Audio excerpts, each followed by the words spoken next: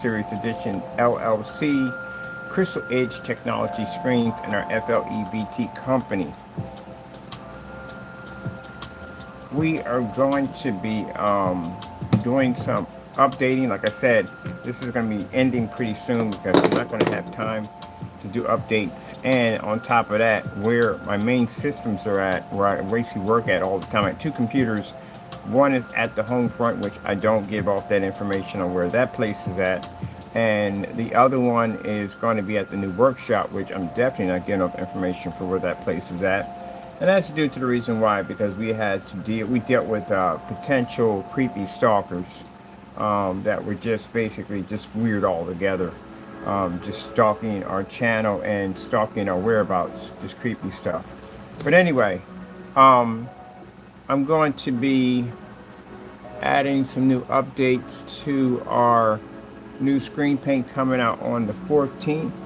If you've seen this product, it is absolutely beautiful. It does just about everything: projector mapping, floor projection technology, ceiling projection technology. For those who want to do infinity projection screens for your dedicated home theater room setups, keep in mind it's spending anywhere between $10,000 to $20,000 to have your ceiling ripped out. You can buy our product, and we can do the screen and ceiling at the same time. Unlike gray and white screens, which I don't advise using these in dedicated theater room setups due to the fact that they reflect light, literally a splash of light everywhere in the environment, and that's something you do not want in your dedicated theater room setup. As for ultra short throw compatible, all our black technologies are ultra short throw compatible. I can't imagine not having a black ultra short throw screen. It's just weird. But anyway, with that also too, you have the ability for the invisible version of it, which is a free option because we didn't want to crowd the website. And that is going to give you the option to make your own acoustic screens, your rear projection screens. You can even make a plexiglass rear screen. We can actually tuck your projector behind those big Epson LS800s and the P2 projectors. You could put those behind the back and hide it behind this beautiful piece of plexiglass. Fantastic way to do it. I'm going to do one actually for the home front, and can't wait to be setting that one up. But also too, for your inflatable projection screens, if you have them, you can actually coat this technology. If you see what it looks like outside, this stuff looks absolutely amazing outside. And mind you, we did that at 10% with a projector of a 600 by 800 720p SVGA projector. Picture demonstrations that you see here on YouTube, Facebook, and other places, that was done on a $10 projector.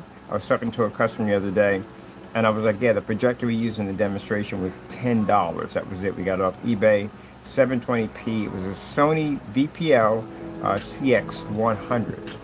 On top of that, we have the biggest containers, giving you more paint for an amazing price. Keep in mind that we have tested our products already against high-grade certified projection screens. Let's see, here we go. Pop in here. We should already be in this. Are we already in here? Against high-grade certified projection screens, which means that our technology is going to save you a ton of money. Screens that are costing in the range of $3,000, $5,000, $7,000. We have been able to overpower these screens in contrast and in color. So yeah, our technology pulls up an amazing color, amazing images, and again, no expensive projectors or screens required.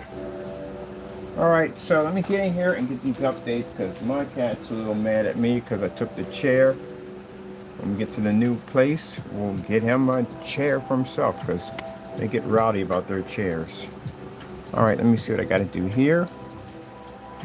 So yeah, we have the biggest containers. Our containers are huge, and they allow the customer to have more options to do more things with our products. Okay, let me see.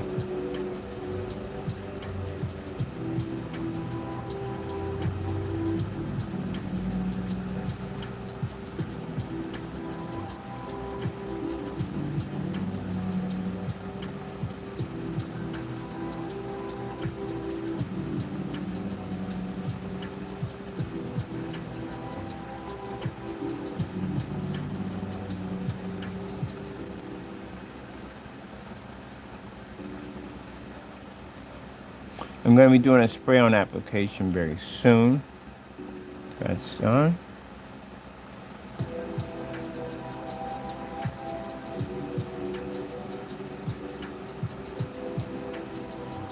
So we call our contrast Imperial. Imperial 1, well, Imperial Infinity 1 contrast. That's what our contrast is called. And I'm going to put down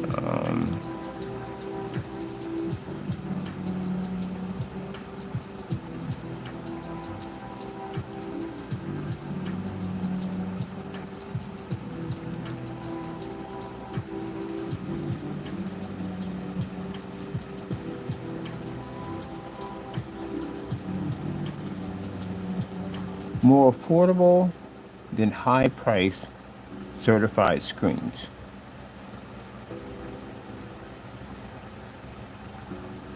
Is this microphone operating today? You're over by the speakers, aren't you? Let me say for a minute. Test it against more. I can't say more, doesn't sound right.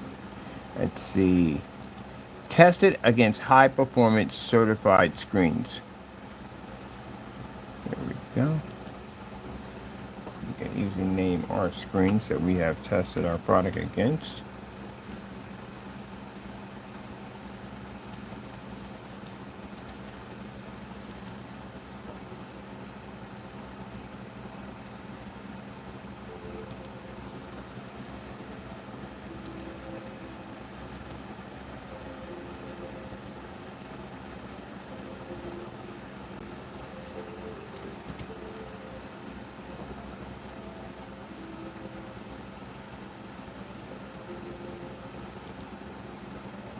Producing superior contrast levels and better color balance. Superior contrast levels and better color balance.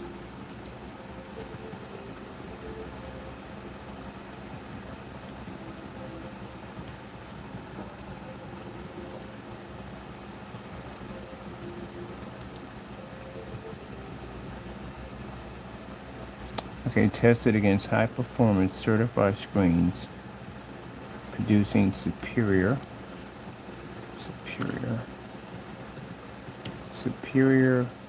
contrast levels and better color balance.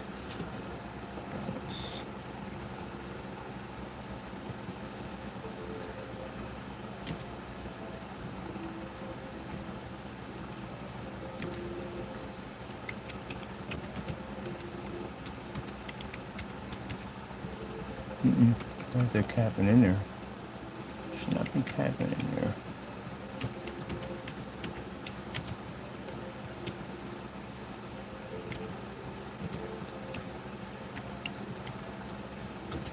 Daylight.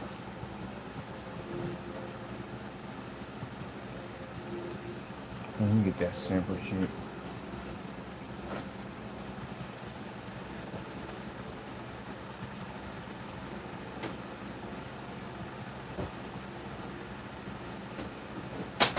Ouch. I just didn't want to move. You're no trouble. I knocked over the drill. You jumping around cool. Calm down. Let me see.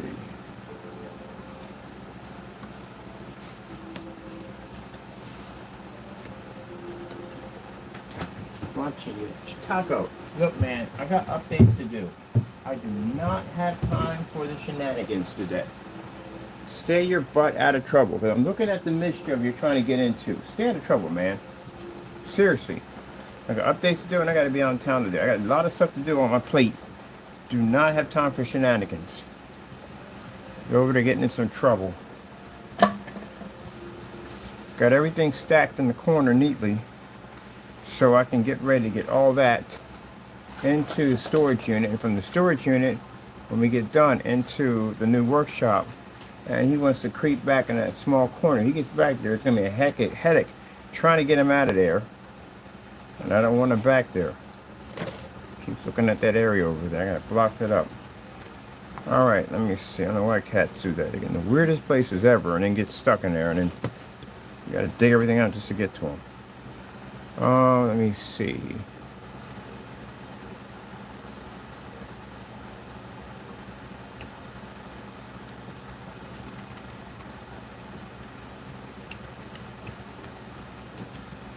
Daylight,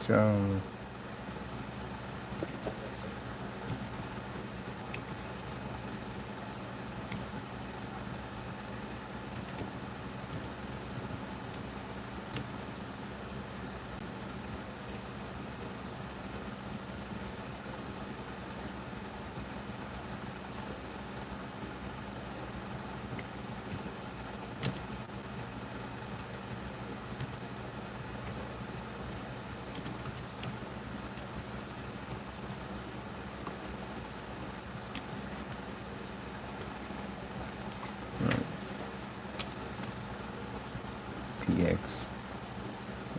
Oh, it's okay. Oh, and that's not supposed to be in there. Why do you have a W near the... Oh, yeah, I see where I hit that at. Okay, pure. All right.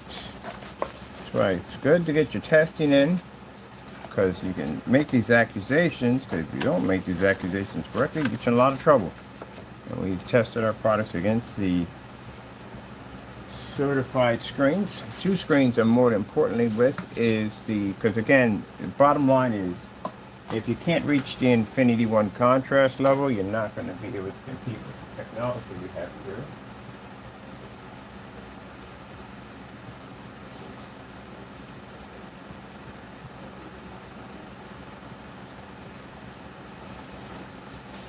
People will sit there and say, what about this screen and what about that screen? If it's not 100% genuine black, you are going to not be able to pick up the contrast levels. And if you can't read the contrast levels, everything else falls with it. That's how it works. No ifs, ands, or but about it. That's how it works. I get that all the time from people. They give me a bunch of gray and gunmetal screens, and they'll say, well, this one here and that one, this one, it doesn't make a difference. If you can't read the Infinity 1, it doesn't pick up. Let me see. That's why I showed you the difference in the star field next to the screen that can actually mimic a contrast level. Just because it can mimic the contrast level doesn't mean it produces it 100%. That's why it was clear to make sure that people understood that before they went down that road of thinking that dark silvers could produce 100% contrast. We made it crystal clear they don't do that. They mimic it. That's why I put it side by side next to the screen, pulled the star field, and you see where the black technology overpowers it and it pulls 100% black where the other one can't. Because you mimic it, that's what happens. But even at a mimic, it's better than the certified, because it can mimic a contrast level better than certified screens. The high points of the certified screen is has the ability to be, real gunmetal screens is the fact that they produce darker contrast levels, and they produce, they're allowed to absorb a lot more ambient light. It has nothing to do with white levels. If you're going to talk about, I want a screen with white levels, and you go buy a white screen. That's what you go buy. Go buy a white screen. Because there's no screen that's going to produce higher than a white screen. It's not going to happen when it comes to a white level. Gray screens can't do it. Silvers can't do it. None of them can do it. Only an actual neutral white screen can do that, if that's what you're into. So you have to understand what you're saying when you're talking about projection screens. You can't say, well, it pulls a higher white level, because it doesn't. You have a sacrifice field that you're going to hit, and your screen is going to produce white levels are going to drop. Hey, buddy, you're just obsessed with that corner, aren't you? Get out of there. You know better than that. You're not going back there. We're done with that corner. Be done with it. Move on. Sorry about that. But anyway, he's just creeping back there. I'm going to put him in his pen in a few minutes. He keeps creeping back there, trying to figure out how to get back there. But anyway, as I said before, yeah, you're going to go through a sacrifice field. All screens do it. It depends on how much of the sacrifice you are actually going to give up. How much are you willing to give up? So if you go with a low budget screen, which is going to be a white screen, you're going to give up your contrast, you're going to give up your color, you'll maintain your white levels, and you can't use ambient light rejection because they don't work on white screens. Same thing with the gray screens. In GainWorks, it's not ambient light rejection. It doesn't have the capability to do it. It really doesn't. It really doesn't at all, period. If you're comparing ambient light rejection, what type of ambient light rejection are you comparing it to? Are you comparing the ambient light rejection to gunmetal screens that have a 0.8 and 0.9 gain attached to them? Because gray paints don't have ambient light rejection. They have gain attached to them. That's what they have. 2.0. That's as high as they can go. An ambient light rejection screen can go higher than a 2.0.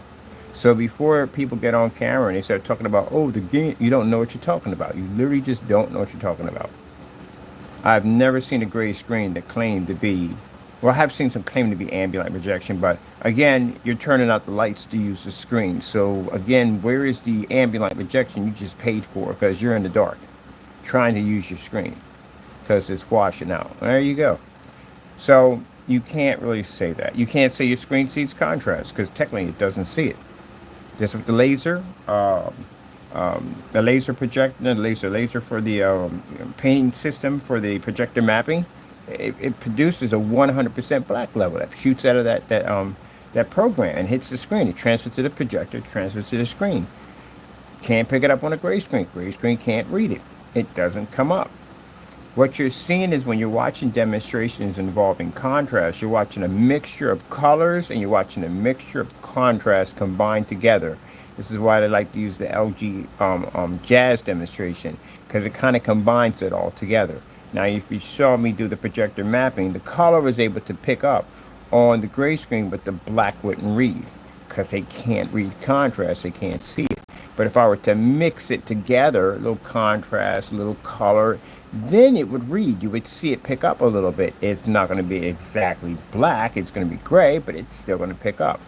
The example I used when I coated the surface white with the projector mapping, and then I hit it with the black.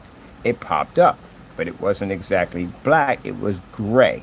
That literally is what happens to your projection screen when you use a gray screen and you try to produce contrast. You should be able to read it regardless whether the lights are on or off. It shouldn't affect or change the screen. If that happens, it means the screen is not reading 100% contrast. It is picking up a shade of gray. That's what it's doing. The difference between the dark silver is dark silvers can mimic an extremely high level that allows them to be able to overpower a certified screen, which we did that on certifies multiple times, and that technology can do that, but it does not produce a black level. It doesn't. And just so easy to explain this, I don't know how people don't get that right to begin with. I don't know. I guess they're following tradition. Traditional screens are basically what they go by because they figure, hey, if they know what they're doing, then at the end of the day, then we'll do the same thing they're doing, and people will buy from us because we beat traditional screens. So I can easily say that. Most people will follow everything that a traditional screen does, ambient light control, blah, blah, blah, blah, blah, calibrating, blah, blah, they got to do at the end of the day. All right, we follow them, they know what they're talking about. Well, how can they know what they're talking about if we're taking out their screens?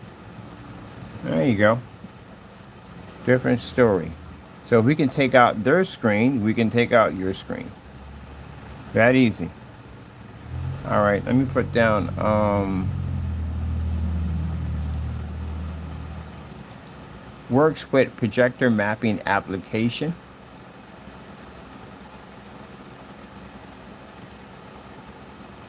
Contrast is extremely important for projector mapping applications. I say that all the time. You have to have a 100% black screen to read on this, and you have to be able to register with high white levels because high white levels play an important role on projector mapping. As you saw in the demonstration, where I take the trousers or cargo pants and I stick them up there, I can basically project a map off of them, but the white levels are going to be insanely poor. And if the white levels are poor, the color is going to be poor. So it's important that I have a screen to be able to generate a high enough white level for that to be to function correctly.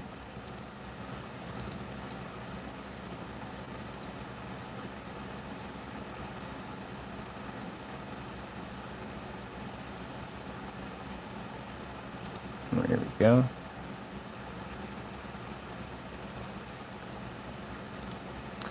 Works with projector mapping applications.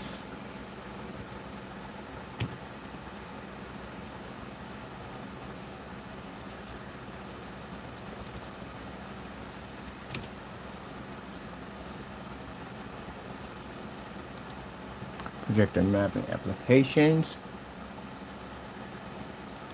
And with rear quasar projection technology. And with rear projection, please.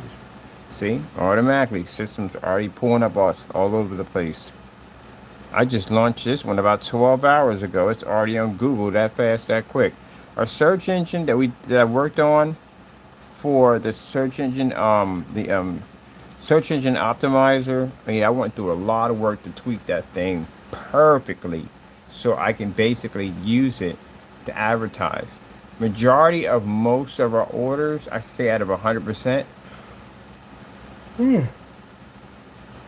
I say 80% of them, it comes from Google. It definitely comes from Google.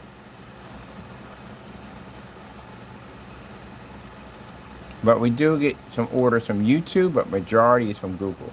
Because Google is like, if I'm going to advertise this, I'm going to use YouTube for the platform. But if I'm basically going to get really out there, I'm going to use basically Google. Google is going to get our information out there a lot faster than YouTube's going to do it.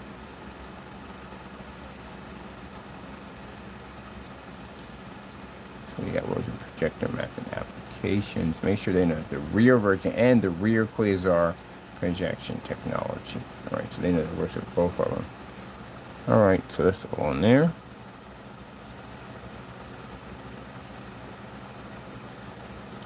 Turn this up a little bit. Looks a little better. I want to get that whole section of the projector mapping application in there. Let me see, that's a submersible. Here it is. Let me see. I'm going to take this. Put it up here. Fine.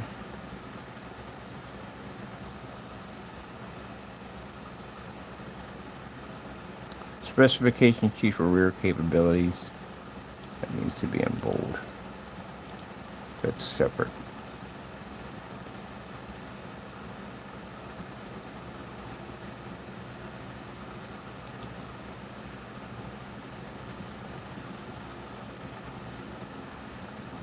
Test against high performance certified screens. Certified screens. Producing screen. Producing superior contrast. Superior contrast. Testing better color balance. Then, okay, got this screens. Okay, cool.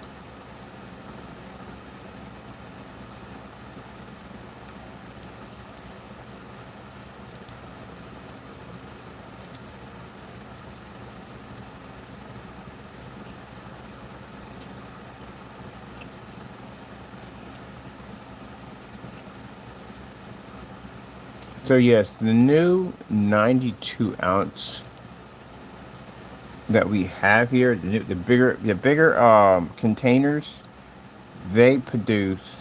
We have more. They give you more paint. Most people are giving you 32 ounces and 128 ounces, which is a gallon. That's what they're giving you. And our products we have here are giving you much more paint. A lot more paint.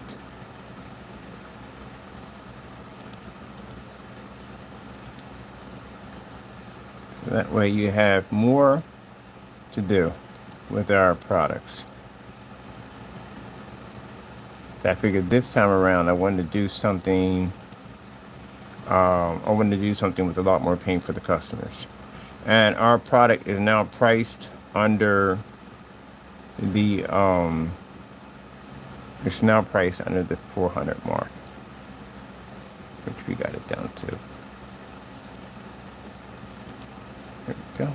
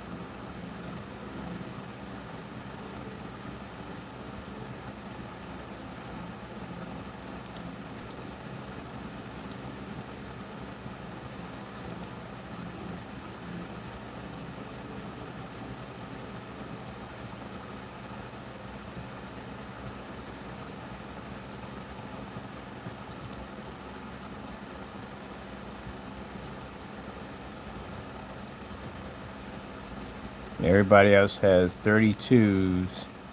They have 64. I think it was someone with 2 quarts. 64. But we had the biggest gallons. Ours is actually 1.5 gallons. And our 32s were replaced by our 50 ounces.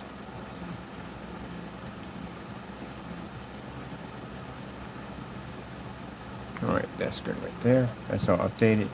So right there we have the certified screens, and we can lock those videos in, or the videos will be on the site. They'll be in the showroom. All the videos will be loaded on today. Everything for the showroom, all test demonstrations, everything will be loaded into the showroom, finished and done.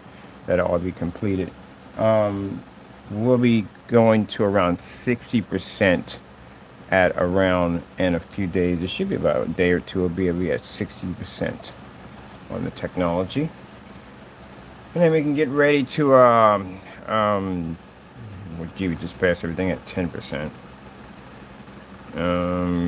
Yeah, I've got to get my containers, packagings, and all that stuff like that. So what we have here, because this is one of the test containers, we're not using these, but they're just what we have for right now. Where is one of the containers?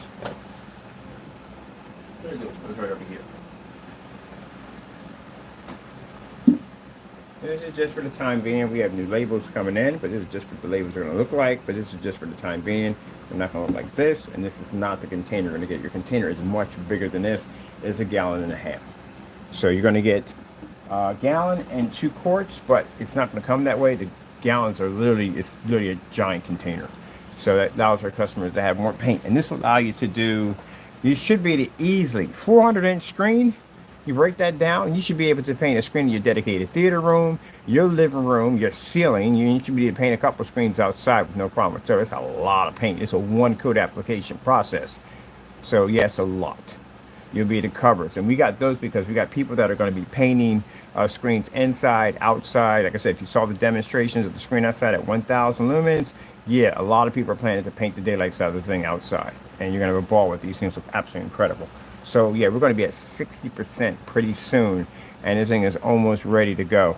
By the time the 14 hits, we'll be at 100%, and then the shopping carts will be open. You'll be able to pick it up. So I got people already asking already. You know, I got people right now buying up the Alpha right now, and then they're going to turn around and come back in and buy the other one too. So yeah, does everything. Projector mapping applications, everything. Tell me how many screen paints right now can run off projection mapping applications right now. None of them. None of them can run on projector mapping, only our technology. And we showed you from the door that why that technology is very important. And on top of that, with the black trousers, again, laying against the screen, it can't take any black surface and line it up next to our technology and say you can project your map. No, your white levels are going to drop dramatically. The same thing it does with movies and sports and gaming. It's going to do the same thing with mapping applications. So that stuff is a lot different than everybody else's stuff. And instead of claiming to have rear projection technology, it does, because we specialize in that field. If you go to my channel and you type in rear projection, you will see tons of videos popping up of us doing rear projection, not only at the workplaces we've been at, on site. We do rear projection technology. So we know that field quite well. And if you're not seeing anyone, if someone's saying they do rear projection and you're not seeing these videos being done, they don't know what they're talking about at all, period. So again, yeah. Got to know what you're talking about. I built a dedicated theater room. I literally put one together. Built one. So I know that basically, even if you darken the environment and you have a white or gray screen in there, you still are going to have light reflecting right back at you. It'll be splashing to the walls and everything. If you paint it dark in there, it's not going to absorb too well. It's literally going to splash all over the place. You're supposed to be, when you show off a screen and your dedicated theater room, it's supposed to be the equivalent of looking into a black hole. It's supposed to be that dark in that section. So you really should not be seeing any light on the ceiling and walls. And that's one of the things that Diamond was showing off. When they showed the projection screen coming down, it canceled all the light around the environment and basically kept the screen nice and bright in the center, which it should have done.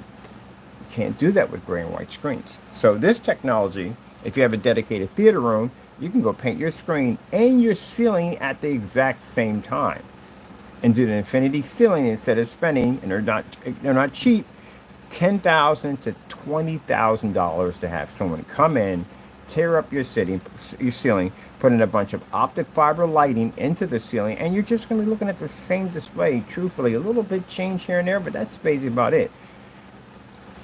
That's a lot of money for $20,000. That's all you're going to get out of it. Our technology, on the other hand, you coat that in, you can do it yourself. So you're not paying for anybody to come in to do any construction and do anything whatsoever. Unless they're going to remodel the ceiling, you're going to do it that way, which is an interesting way to do it. And you can paint that in, hook up your projectors, and then boom, you can actually change your ceiling out to whatever you want. Heck, you can put in an entire solar system if you choose. And some of the demonstrations we show, we use multiple projectors. Oh shoot, you know what? I need to put that in there too, in that link. It gives people an idea of the infinity ceiling capabilities. So that's what we need to do. We need to add those in there, because it's more than just talking about it. People have to actually see that you can do this. It has that capability. Let's go put those in there. We don't run. I hope we don't hit the 8,000 mark. I'm praying we don't hit this thing, because I've got a funny feeling we're going to hit 8,000. And I see all the information you have to have in the specification sheet. That's showcase. Let me see. Let's see. Fantastic for dedicated theater applications and infinity ceilings.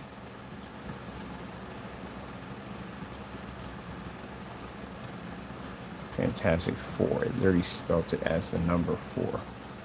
Now again, if someone says, well, what's your field in painting ceiling? We've done that. We've got that experience level.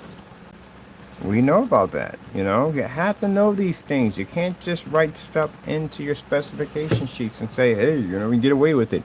No, you cannot. You have to know what you're talking about. You have to show experience in the field. Let me see. I'm going to put the links down for...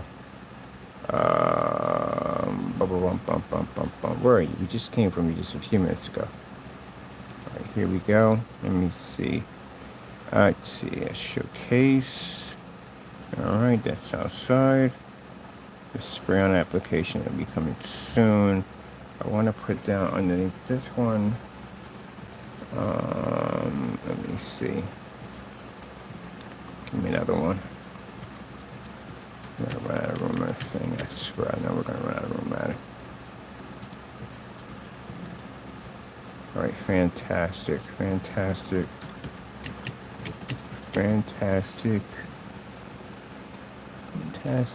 For dedicated theater room, dedicated theater applications, and infinity ceiling.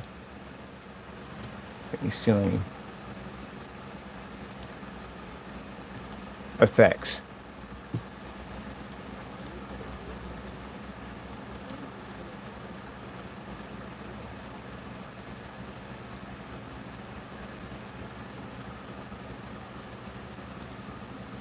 And yeah, you want to do an infinity ceiling? Got 10, 20,000 laying around? You can put one in. Costs a lot of money. A lot of money to install it and to just look at the same stars every single day. Well, literally with our technology, you can change that. Well, oh, you can have your lights on too, by the way. You've seen those demonstrations. I can literally watch the ceiling and the freaking screen at the exact same time on a $60 ultra short throw projector, which you should be able to do. That's another topic right there. I was talking to a customer yesterday about the advantages of black technology on motorized projection screens. So you can enlarge your screen size because a border is not needed. Borders are needed for lighter screens. Even for gunmetal screens, they require borders. But when you're dealing with a black technology, you don't have to need a border. So that's 8 inches you add to your screen size. You lose that because, again, the border's there. But you basically gain 8 inches more to your screen. So if you buy a screen that's 92 inches, you have a 100-inch screen when you're done because the border is not required. Only required if you're using gray and white screens. And why is the border there? Because it keeps the screen in shape. So when the screen starts to bleed out, it keeps it to a nice square right in that section right there. Black technology doesn't have that issue.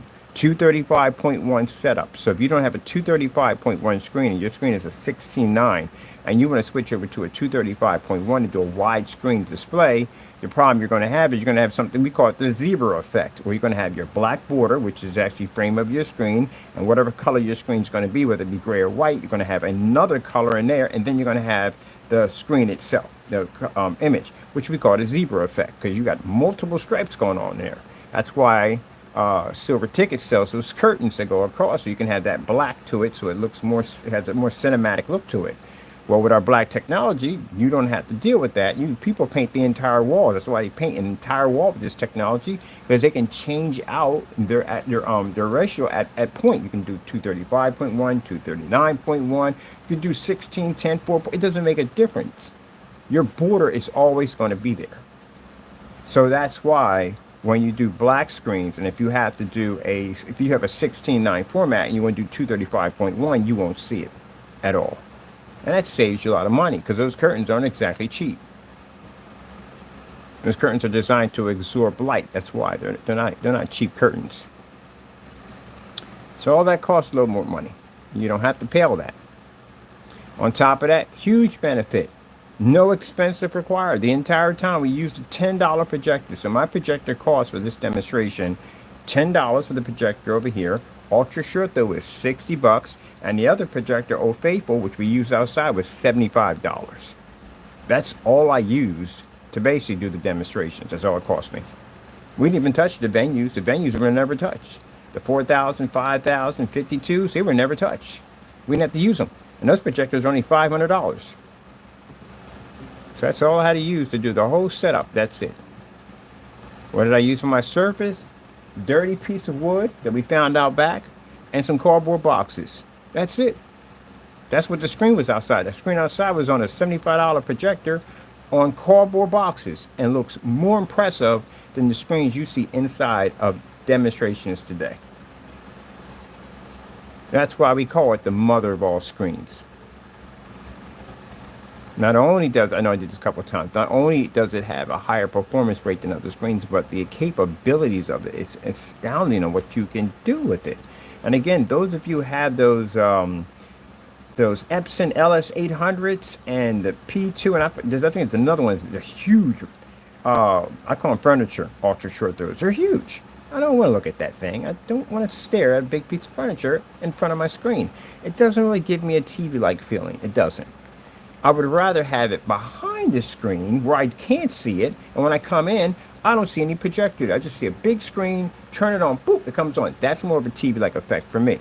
So the other section of this technology is it has invisible capabilities, which allows you to take a piece of plexiglass and set it up. They have the ones that they use for the sneeze guard. They have little stands at the bottom of the like plexiglass clear stands, which are pretty cool looking too. And set that up, coat the back of that, stick your projector behind the back of it, and now when you come in and you turn it on, you can use it in a fully lit environment, light can transfer back and forth to the screen without affecting it in any way whatsoever, and you have a more TV-like experience instead of having a big bulky piece of furniture staring you in the face. Because when I saw that thing at Best Buy, I was like, oh heck no, that thing's bigger than my venue. My venue's not even that big. I got a Chrissy, I'm gonna pull it out. I got a Chrissy LX 700. It's bigger than that thing. There's no way in the world I'm going to be staring at that thing all day. I mean, at least the overhead projectors, I don't have to see them because they're up over top. But no, I don't want to be looking at that. So when I came there, I was like, good gracious. I had no idea they were that big. No, I don't want to be looking at that. So anyway, this basically makes it so you can hide all that. All right, let me see. So we have fantastic for dedicated theater room applications and infinity ceiling effects. Mind you, you can paint your screen and your ceiling. And mind you, there's an invisible version of this technology, which means it can convert acoustic screens into black technology. It can convert your inflatable screens into black technology. It has a bleed through capability, which means that you only paint one side of the screen, it bleeds to the other opposite side. So yeah, you have to have all this in there. It's very important. So we're going to put in fantastic for dedicated setups. And we're going to put down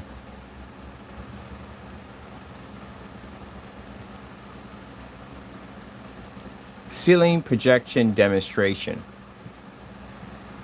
Boom, we pop up because we're the only ones who do this stuff. No one else does ceiling projection demonstration. Only us. You go to Google, I told you my search engine optimizer is a beast because I tweaked the crap out of that thing. It was a headache, but I got it done. Anything I say, we pop up that fast, that quick. Because we've done a ton of work. Look at this. That would be me right there. I'm the only one who does those demonstrations. And again, lights are on. You see that demonstration? Lights are fully on? Yeah. That's what we do. It's what we do.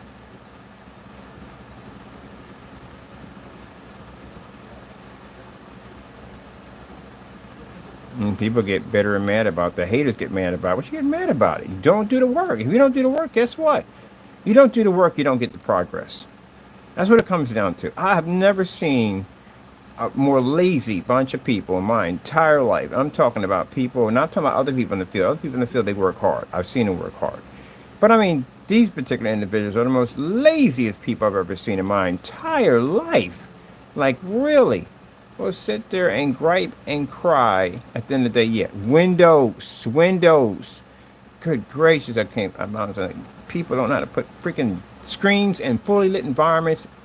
That's a $60 projector on an acoustic at 150 inches and a ceiling at 180 inches right there. Projector cost in this environment, 150, 60 bucks, $210. That's all it cost me to do this setup.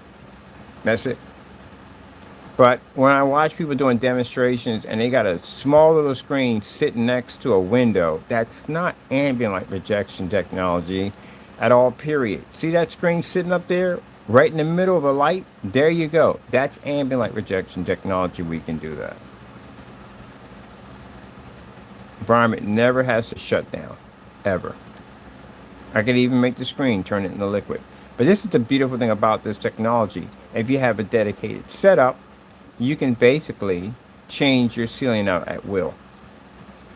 One of the guys I was talking to actually was in the process of building a dedicated theater room extension to his home. So he decided that he's going to put in a huge, massive piece of plexiglass in, coat that with the invisible technology from us, and put the projector on the opposite side. They're going to build a housing around it, of course. And so that way they can have the projectors in there and they can project downward, which I thought was a pretty good idea. Expensive, but really good idea. So let's go with our demonstration for ceiling demonstrations. I'm going to go over to my channel here and pop it in. Of course, how I find myself, I just put in a 180-inch screen outside. That's only us are the only ones that black 180-inch screens outside. 180-inch black. Yep, outdoor projection screen. That'd be us right here.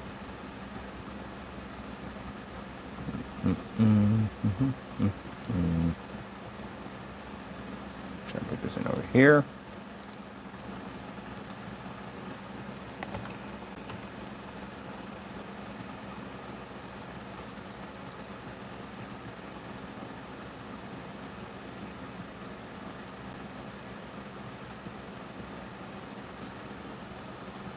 So it gives an idea of what we're talking about. If I'm talking about, you can paint it to the ceiling for like an infinity, star display, galaxy, all that stuff like that. This is what you have to be able to show them. You can't just say it, you have to actually show them that this can be done. Anything you say, you have to back it up.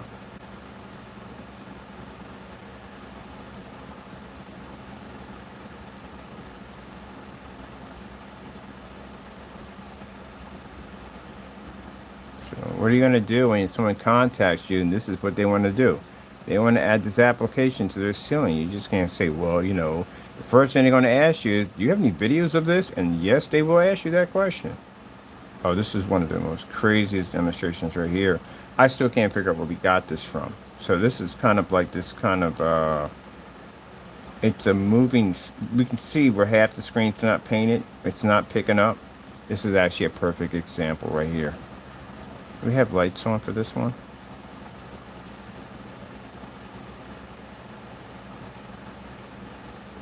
I think I might put both of these in. That's the projector we're using right there for that setup. Yeah, that thing was freaking sick. I had one that actually looked like you were being abducted by an alien ship. That thing was pretty sick too. That's another one that's pretty cool to watch. On top of that, it's therapeutic. It's relaxing. When you can look up at the ceiling and just relax and just see all that. This is we're watching Tron off a ceiling and at the same time.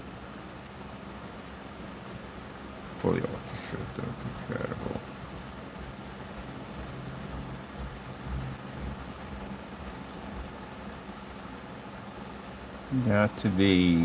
Can't be in these dark environments doing these demonstrations. See this right here? Fully lit environment. This is where your screen is literally supposed to be sitting in.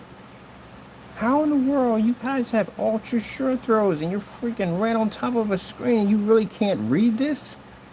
That is really bad. That's extremely bad. That's what you should be reading. That screen is 126 inches. All right, my blinds are fully open, fully lit environment. The wall is bone white. That's why I said when I watch demonstrations and y'all got lights out in little areas and no, that's not gonna work.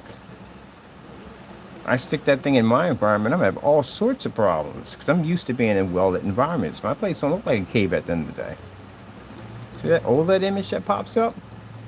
If you claim that your product works, sorry about the camera being on a tilt, but if you claim that your product works, that you have real ambient light rejection, this is what you should be able to do. You should have dozens of videos like this. And as for the consumer, you don't want to turn your living room into a medieval cave. When you moved into your house, home, apartment, whatever it may be, all that lighting they had in the environment, it should stay the exact same way when you run your projector. If you have to change that environment, then it's a fail.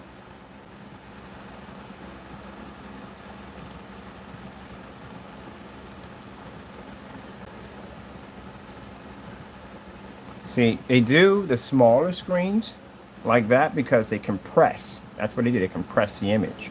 So if you're going to do a smaller screen and you're going to compress it, then you're going to can't use ultra short those for that. You have to throw your projector all the way back halfway across the room, and you have to really light up the environment. That kind of equals the odds right there. Now, if you darken the environment and you compress and you're using ultra short throw, you failed because that's all cheating. See my condensed lighting? One of the problems I have with people who do condensed lighting, they try to show it off like, look, I got lighting hitting the screen. No, you do not, because your screen is sitting underneath a little cliff and your lighting is way over here, way over there. That's not going to make any contact with your screen. See how we have the lighting here? See how the light is making constant contact with the screen at all times? The screen is literally sitting up under the lights. That's one of the things I loved about this house when I first walked in and I saw it. I was like, oh my goodness, the lighting will be in direct contact with the screen at all times. Freaking loved it. But if that lighting was way over here, I would have to bring somebody in to install lighting all through here because again, it wouldn't work for us. Or well, for me personally. The only reason why I literally rented this house was for one reason. It wasn't for the gourmet kitchen. I rented this house because of that wall. When I'm walking through a place, I'm looking for walls. If the walls aren't big enough, I won't, it's not worth my time. So when I see people with condensed lighting way in the middle, way up in the ceiling, and they're making statements like saying, oh, the lights, no, your light's not hitting the screen. It's not even touching it. So the big problem you have is what happens if you do take that screen and you put it in a commercial environment where you're going to have to be right underneath those lights. How is your screen going to react? So since we know this already, we already know this information that my screen can operate it with lights sitting over top of it. That means anything in any environment where the lights are up in the ceiling is capable for our technology because we're used to being in a more hostile environment. That's why you don't cut corners. People will cut corners to try to make the product look good. You should be able to do this very easy.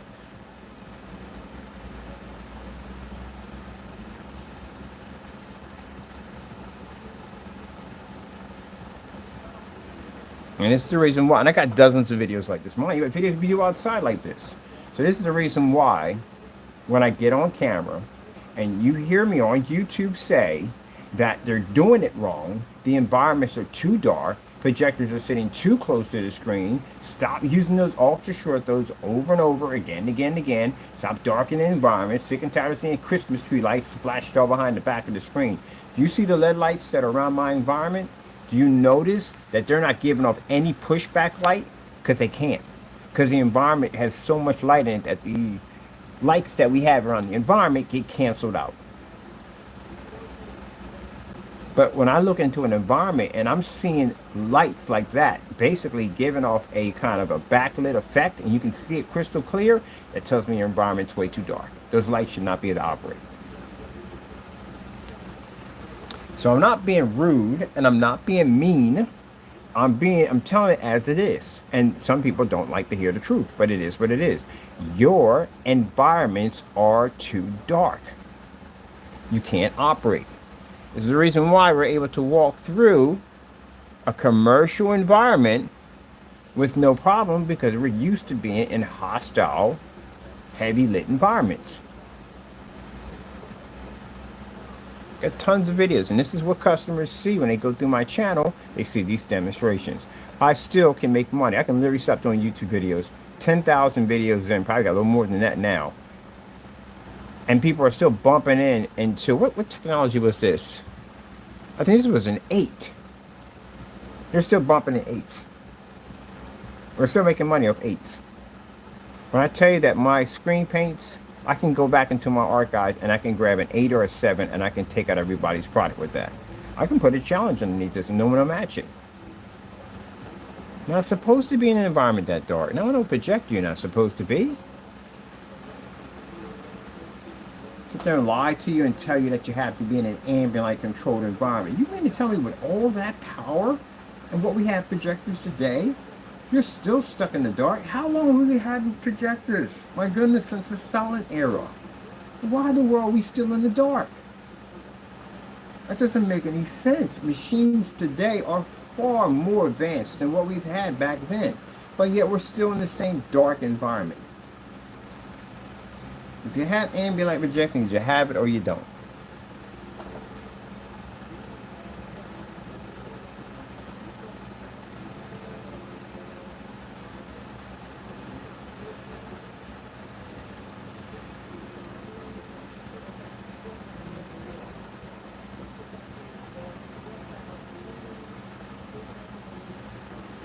No excuse.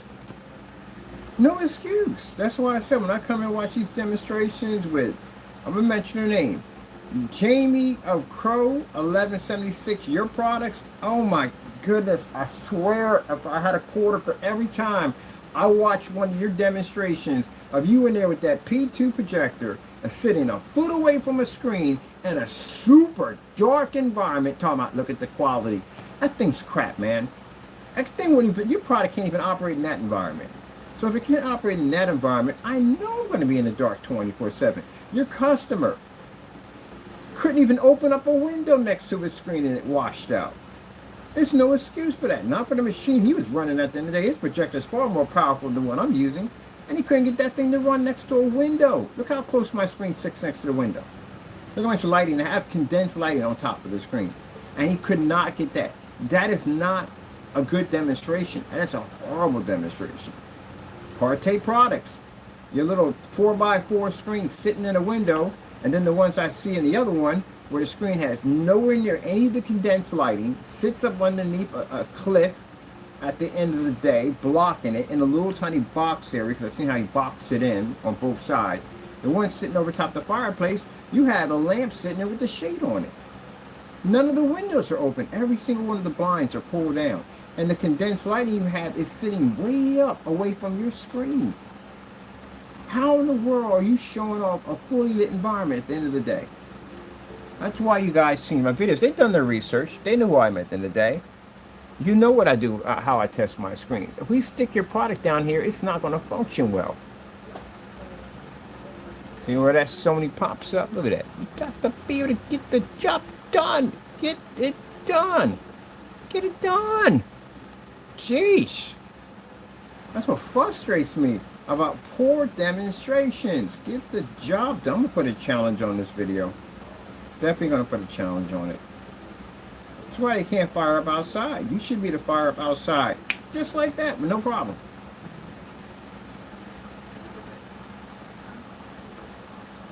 I don't know what true ambient light rejection is. Stop saying it because you don't know what you're talking about. Please just stop talking about ambient light rejection technology. You just don't know at all, period.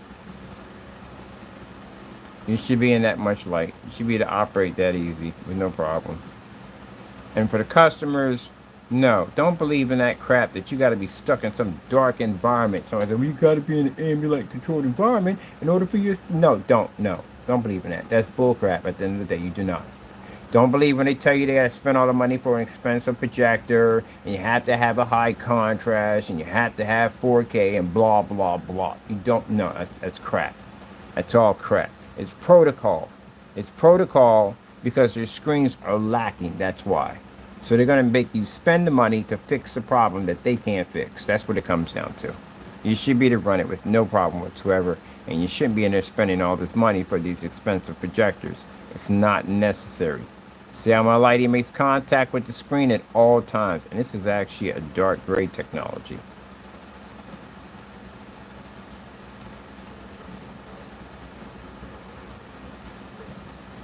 All times. Contact all times. You never ever have to change your environment to accommodate your screen. Never. Never ever. This is all you're going to see on my channel. Nothing but fully lit environment. So that's what we do. We specialize in that field. But these dark environments, sheesh, stop it. Just stop it.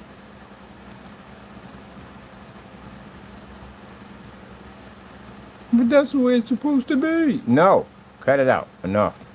Enough with it. Jeez. I've seen so many dark environments. It's not even funny how many dark environments I've seen. And if that offends you, the only people that get offended by that, customers don't get offended by that. That's what why would a customer be offended for the simple fact that they got the ability to pull up in a fully lit environment and get what the projector's worth at the end of the day? Why would a customer be offended that they can paint a screen in no time at all? They can take it outside. Why would a customer be offended by that? A person who makes screen paint will get offended by that. They're the ones who get upset. They're the ones who get bitter. You're doing it wrong. That's what it comes down to. You are doing it wrong. This is why you won't go anywhere. This is why you're going to be stuck where you're at forever, because you're doing it wrong. No customer wants to be stuck in a dark environment. If that's the case, just go buy TV. And you got to stop saying at the end of the day with these people who have these ultra short TV-like projection. It's not just them. I've seen other people do it too. I've literally seen other people do it. I've seen YouTube influencers do that nonsense. Sit there and say, oh, it's just like having a TV. I've never seen a TV in a dark environment like that all the time. Never.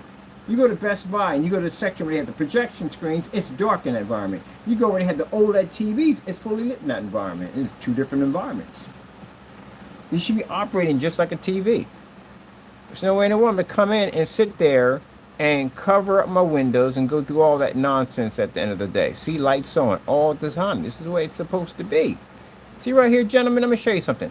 I should be able to watch outer space from my living room with the windows. I got veneer blinds in, so they're like sheer blinds. You can add light can transfer through constantly all the time. Why are you in these dark environments? My projector's sitting in eco mode. That's a Sony in eco mode, and I can operate in those environments. I'm talking to, when I had this conversation, I'm having this conversation with people who make projection screen products. Certifies. We know you can operate in these environments. I've seen this stuff. I've tested your stuff. But you still put them in ambient light controlled environments. Why? Maybe it's because it's the contrast field. It's got to be the contrast field. They don't generate the infinity one. That's why. So it has to be the contrast. See how well lit that environment looks? Fernando, I got to call them out. Fernando and freaking Partey.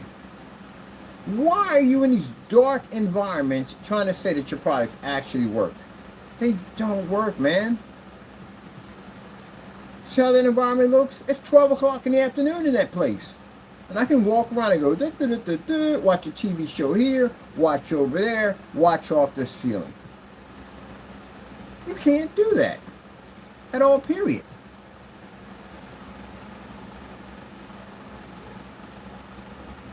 Go upstairs. I can go anywhere in that building and set up. You can't do this. This is what customers want. Customers don't want to be trapped in some dark environment trying to figure out where the coffee table's at. They don't want that crap. They just spent all this money for a projector. Some people spent $3,000, $4,000, $5,000 for a projector, and they can't turn the lights on. You get an ultra short throw at 3,000 lumens, and you're less than a foot from a screen, and you can't turn the lights on. That's not good. That's extremely bad. And when you're watching his demonstrations and these super dark environments with these little tiny bits of light to try to fake he's in a fully lit environment, no, that's not a fully lit environment. Fernando, this is what you call ambient light rejection technology, and this is what customers want. Part A, this is how it's done. Fully lit environment. If I'm going to be stuck in the dark and I had to go through that nonsense, I'll just buy an OLED TV and be done with it. But this is the way it's supposed to be. I'm supposed to be trapped in the dark. Now with this technology we got today, oh heck no, you shouldn't be in there. And then people are spending up their thousands of dollars for a screen. Again, $5,000, $7,000 for a screen. You can't reach an Infinity 1 level. You spend $5,000 for a screen. How much money that is? $7,000 for a screen, and you can't read a 100% black level? So you notice the domino effect, right, that goes off. You can't read 100% contrast. Your color goes along with that too. And then on top of that, you spent $5,000 for a screen that's not even ultra short though compatible, which means you have to turn around and spend more money to get the ultra short though version. That's what I mean by it's all bananas at the end of the day. And that's why we call that technology the mother of all screens, because it replaces all that nonsense. You can operate in fully lit environments.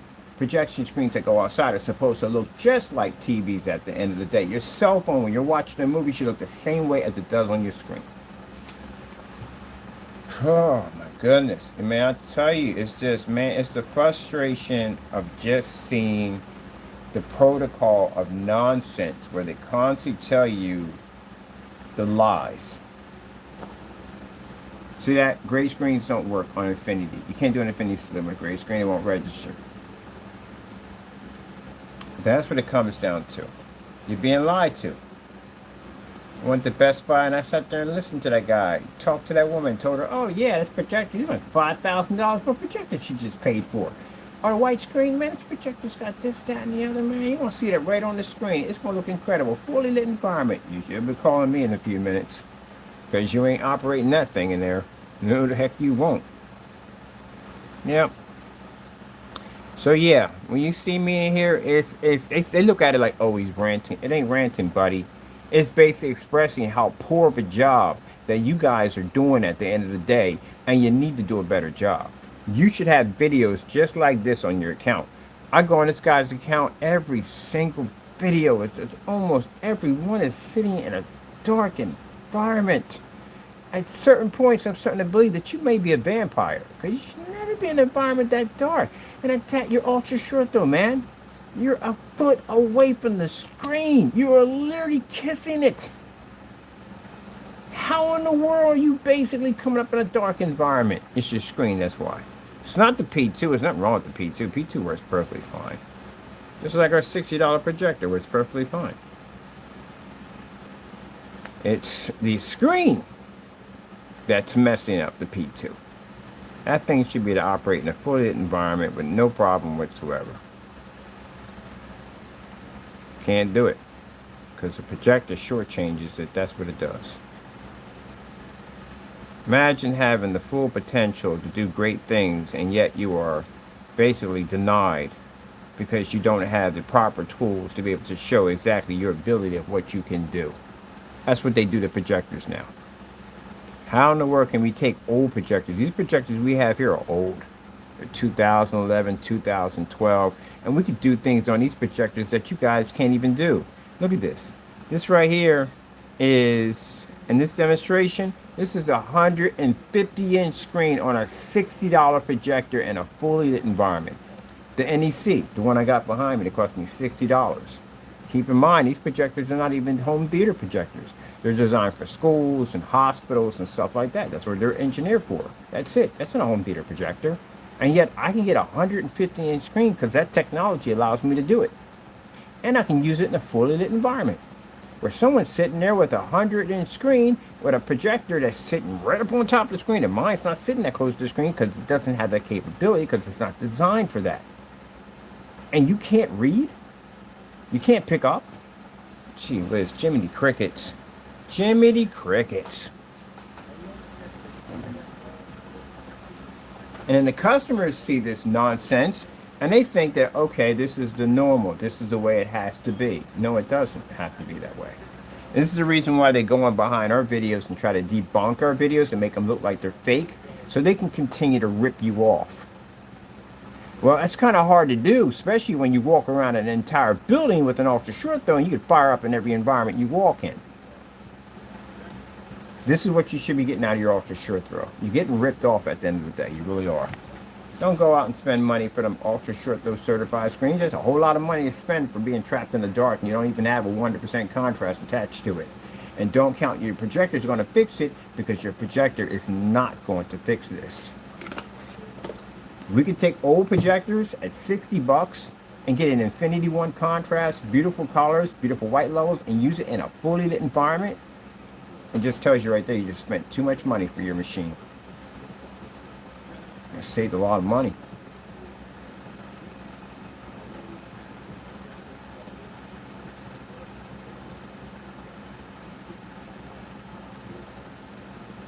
Yep, there you go. And I'm saying sitting there with that P2 in the dark. Now imagine, excuse me, if we get this out of a $60 projector, imagine what you're getting out of your P2. P2 is designed to go up to 120 inches. You know you can do a 150 out of a P2? Yes, you can. Yep. And if those of you who want to buy these projectors, even at 600 by 800, and again, they sit there and go, what you going to get the screen door effect? Oh, my goodness, I swear, sometimes I wonder. You don't get a screen door effect. Screen doors on the projectors are black. That's what they are.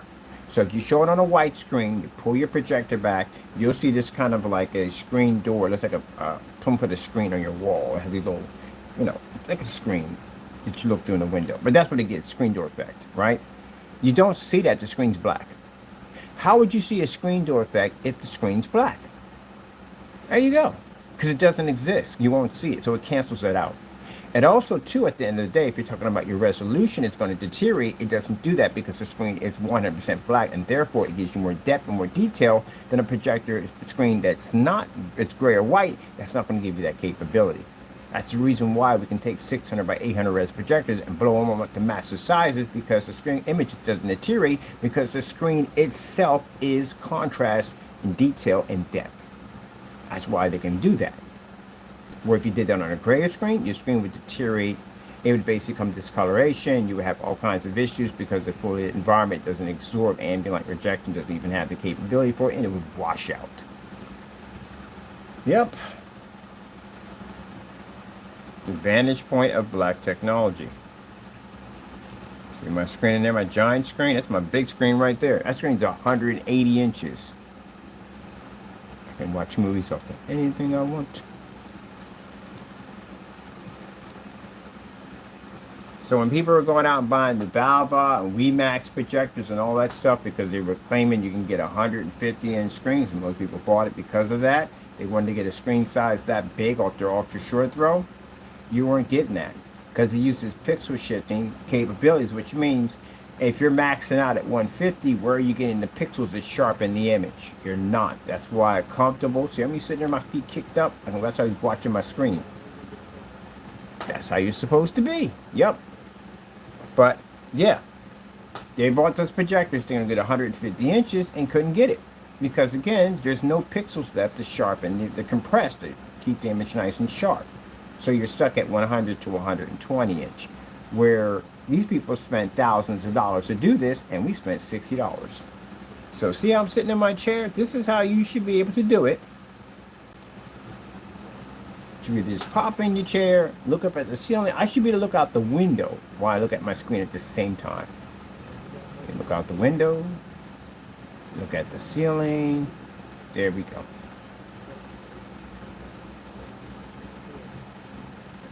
Can't do that, then that's it. There's something wrong there, something horribly wrong. And your projectors cost more than $60.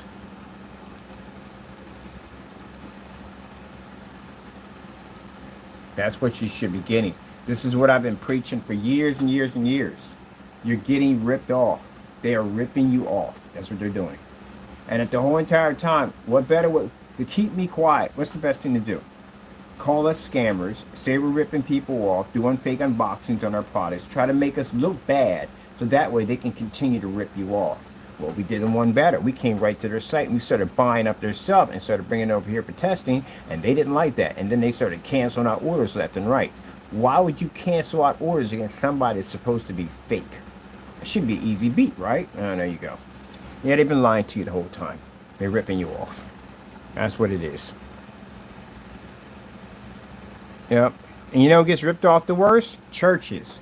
They get ripped off all the time. You see my demonstration video with the 7,000 lumen projector? Churches get it the worst. Because companies will literally go in there and sell them this godforsaken, insane monster projector. It costs a lot of money, so this will fix your problem. It's not. It's 7,000 lumens hitting a white screen. It's extra light. It's going to wash the screen out even faster. And they'll buy a bunch of white screens. Oh, the white screens are perfect. You buy a white screen. And what's on the white screens? Not cheap. The Stewart white screens can cost you about $5 to $7 grand. So they'll set the screens up, and they'll find out it doesn't work. Projector, the package doesn't work. Should have never had that issue to begin with. Now, if they went with found out about my company, we could have easily went in there. They could have painted the screen, then spent $7,000 for a projector. You don't even need 7,000 lumens to run it. Mind you, we did 250 inches outside. You know how much money I paid for that projector? $270 on a 250-inch screen. That projector was a 720p projector. I think it was a Chrissy, I think LW401. Yeah, it was a 720p the entire time. We're doing those demonstrations outside. It was about somewhere between 28 feet from the screen. So imagine at 28 feet at 4,000 lumens, you got to hit a screen at 250 inches, and there's no way for that screen to hide from any kind of light in the environment. It's being hit 24/7, and it can generate with no problem whatsoever. So they literally could have did that for like $500. But they convinced them that they needed a 7,000 lumen projector to cut through all the light in the environment. And they still, at 7,000 lumens, pushed through all that light, and still the screen didn't read. Yeah. They're ripping you off. And that's what it comes down to. It's a shame, but that's what it's coming down to.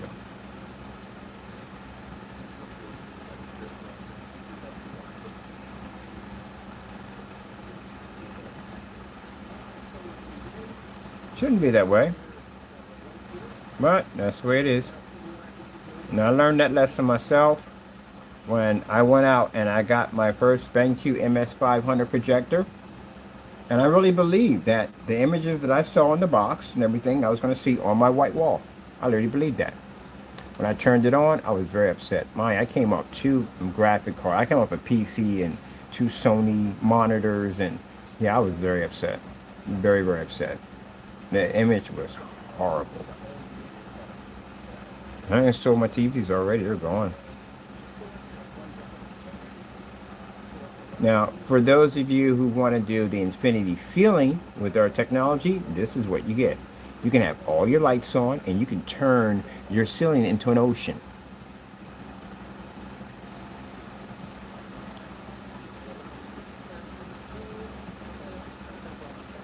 Imagine that in your dedicated theater room.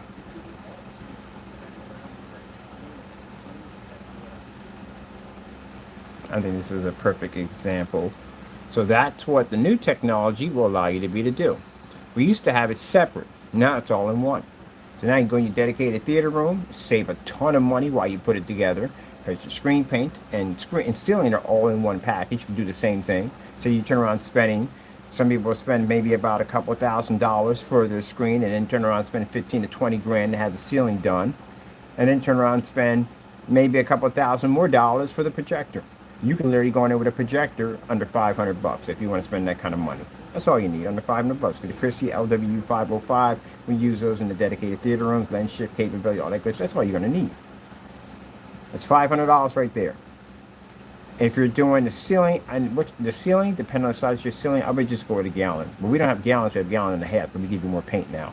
So that's around $387.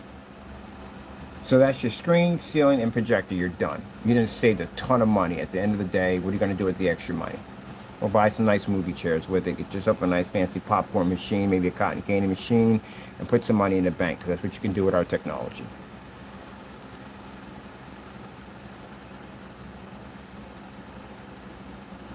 Oh, and by the way, while you're in your beautiful dedicated setup, you can have all your lights on, including with the ceiling, and you can show off all the beautiful stuff that you collected, movie posters and all kinds of trinkets and stuff. Yeah, right there. Heck, your wife can sit there and read a book while you watch a movie. It's not going to affect it.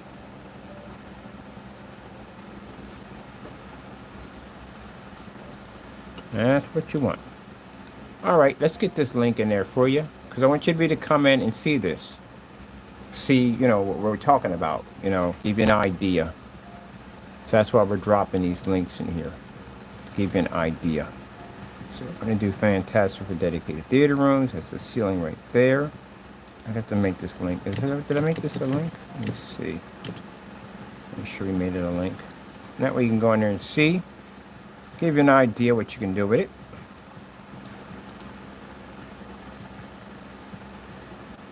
Whole object is to try to give you.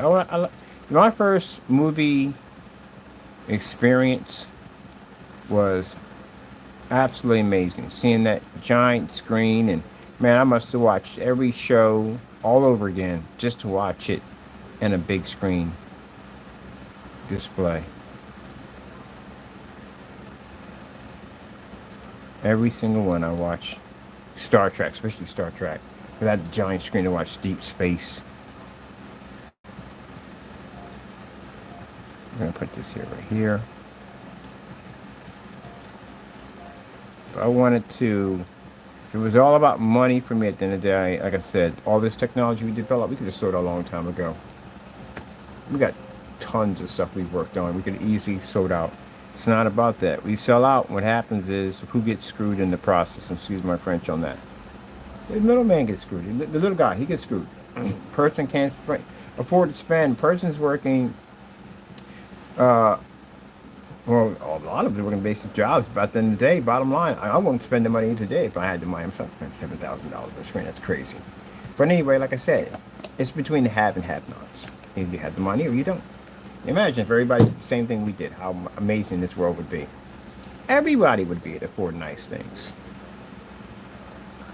That's why no matter what technology we engineer and develop, I want to make sure that we have full control. That's why I sat there and said on a daily walk and talk, I decided to make the exclusive screens for them, and the other screens that we have, we want to keep that among our customers, because I know they're going to charge a lot of money for it.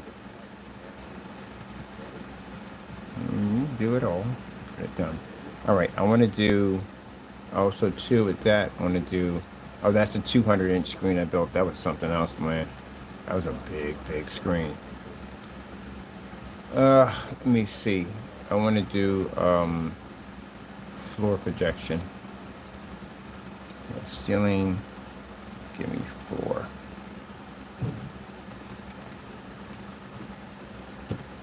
One person was getting a house built, and he wanted to turn the floor into koi fish. So when people walked in, they just saw these fish moving around. They got a sensor system that you can actually attach. So little in each corner, there's a sensor. I learned it from a company over in Australia. they were inquiring about doing a floor, but they were trying to figure out how to do it because they wanted to be in a fully lit environment. They didn't want it to be in the dark. And they saw my demonstration, me playing Pac-Man with the lights on. So they shared some information. They said they had these little sensor systems they put in each corner, and the ultra short though kind of fits down, and it's kind of like, it's like a box, but it kind of locks into it, and it basically allows some software they use and allows those four corners to make the screen a sensor, so you can basically move things around. I didn't even know they even had that. So yeah, so I thought that'd be pretty cool. So that's what the guy was doing, and his custom built house, he wanted some when people walked on the floor, the fish would move, and that's what we did for him. So we did that with this technology right here, and this technology we have now, the new one, the mother of all screens, has this embedded into it. It has everything. So this right here is a fabric surface that you can get over on Amazon, and it's coated with that technology using an ultra short throw projector and stand, and it allows you to turn the floor into koi fish, and the kids get a kick out of it. And yes, they can run on it, jump on it, whatever. It ain't going to damage, it's not going to crack or peel. It has a bleed through effect, which means it bleeds right through the screen. This one just lay on the top. This floor is about 180 inches. That's what the display is, 180 inches.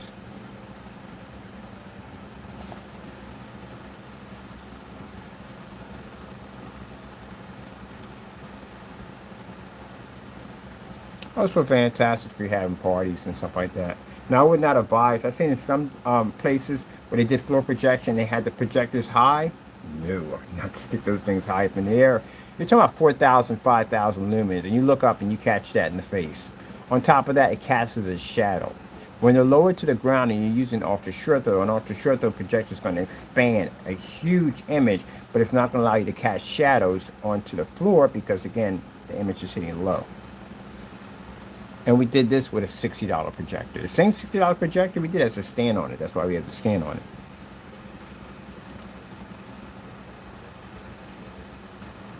Now we got the lights on.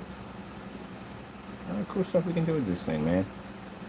We got the koi fish, all kinds of stuff, man. Look at this. Anything you want to turn the floor into. Ooh, I give it that get sucked down in the air. I used to use these for the projector mapping, so the floor like it breaks up and comes back together. That's a pretty hot one to do. You can do all those effects, everything you want. So let's put this one in here. This is also going to be a nice application for you. Look at it. Turn the floor. The floor is lava. Don't walk on the floor. The floor is lava.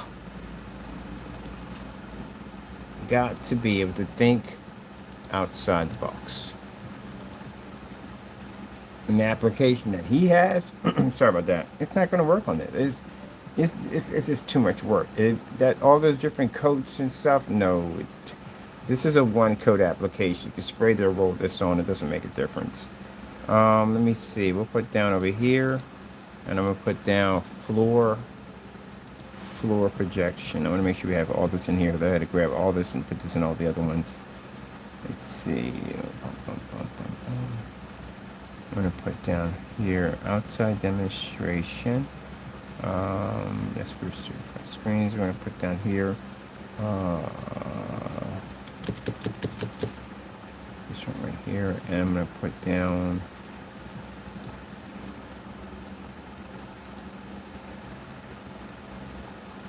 floor projection application and visual effects.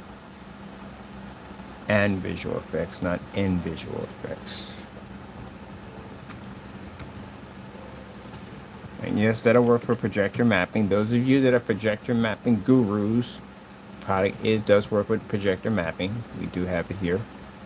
So let's go over here and let's grab this over here. We have that for you. And let's bring this in a little bit more. Man, I saw that demonstration. I saw the first one on the ceiling. I saw that in Paris. I was like, what in the world? They had the ceiling dancing with books in this library, and I thought that was the most incredible thing I ever saw. And I wanted to do it myself. So I figure out ways how to get the screen to operate while all the lights are on. Now, how they did theirs was they had condensed lighting, but it wasn't in the direction where the screen was at. It's pointed toward the wall, so it really wouldn't make contact with the screen. But I needed one where basically we had the lights on. Cause I don't want to be in there telling people like, well, you know, you got to redirect the light to the wall because, you know, if you don't, you know, the screen won't pick up. I don't want to. I don't want to do that. Let me see. Let me get a copy on that. Let me turn that into a link. Paste that and hit that. And there we go. We got our link.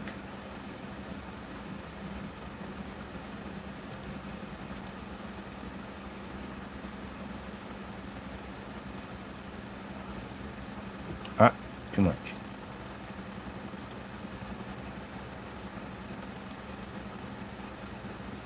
Hopefully we didn't hit the 8,000.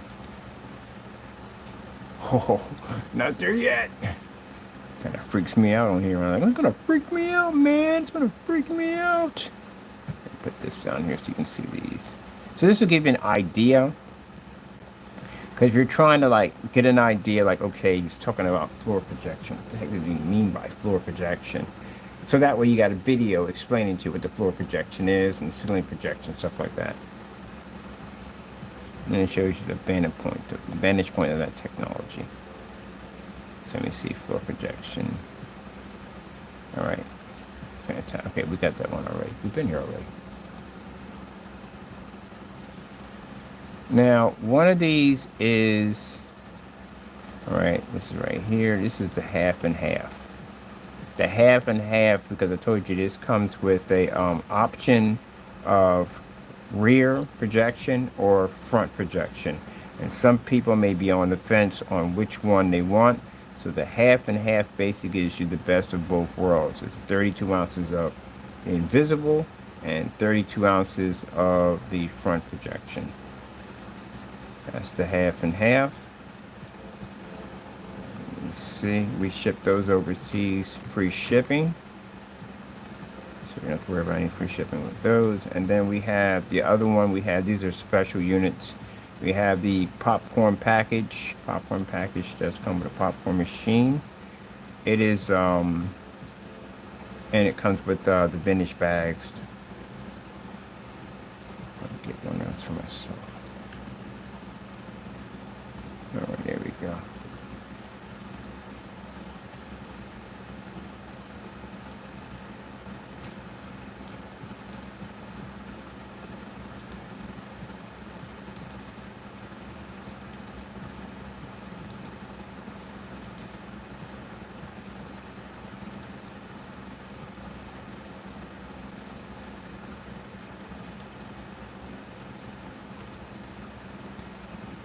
Alright, put the last of the stuff in. I'm going to put some stuff in and give you a better idea. Copy. But yeah, sorry about that. When I get a little passionate about my work, I do. But you know, I just, you know, you're not supposed to be doing or going through all that. You shouldn't have to go through all that. Shouldn't. And I don't like, not just them, I just don't like companies at the end of the day that don't tell you everything that you need to know. And it's not just them. I seen a fellow doing the projector for the, I think it was an Epson or whatever he was doing. I think it was an Epson projector. I just didn't like the fact that how he had the projector sitting right in the middle between two windows. The blinds were shut because the blinds are open, and they weren't because I clearly didn't see objects on the other side. And I would have liked if he would have walked over and showed us they were open, but you can tell they weren't. And again, if the projectors, if the screen's sitting here, projector's down here, and you got a window here and window here, how is the light going to go from here, turn, and go into the screen? So I'm slowing it down, like maybe there's a window down there that's open. No, the window down there is shut. And again, never showed behind us, because maybe he's on a studio set or whatever, but still, environment was too dark. It just was. Not, especially when you're showing off an ultra short though projector. I mean, come on. Can't make these claims. These things are going to replace TVs if they can't act like a TV. Let me see what I have here. Okay.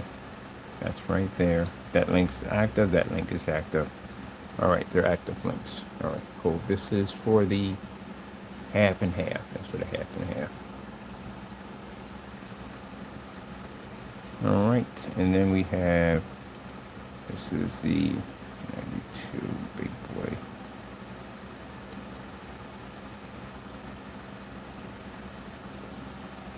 Oh, man. It's 7:55. That's why we're up so early, because by the time, oh, we got to refresh. Let's refresh it then. Meow. Meow. Meow. You upset about what? Are you just being curious with the meows? In the morning with the meows? All about those meows. Every day with the meows. Every day with the meows. So yeah, we're moving. Yes, we are. We're getting a bigger shop. And Taco's finally going to get his own section for himself, which he needs his own section for himself. Please don't mess with the wires, Joker. Joker, come on, come on, come on, come on, come on. You're doing too much. That's not for you. No. Get you a technician vest. That's what you need to be, so you don't have to mess with the wires all the time. So yeah, he's getting his own section for him. We got 12,000 square feet. It's big. So the one I'm actually going to get is the one that's 12,000. It has a nice little loading dock attached to it. It's nice. There are little office areas and stuff like that. So got it for a good price. And we know we're not paying for it. We rent it. That's what we do. We're renting it, but we're not paying for it. No. All right. Let me see. Bum, bum, bum, bum, bum, bum, bum. Where is that on this? Before they told us we got to restart. Let me see.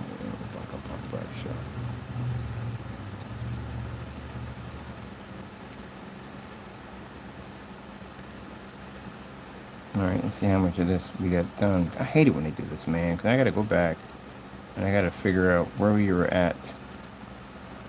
Hopefully they went in before it told us to do that.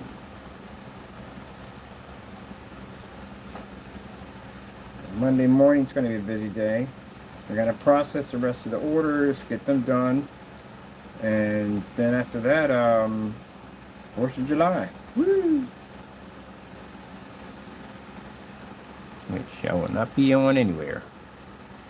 Pretty sure they should be having some kind of festival down there. I'm pretty sure. I gotta go pick up a clean t-shirt too.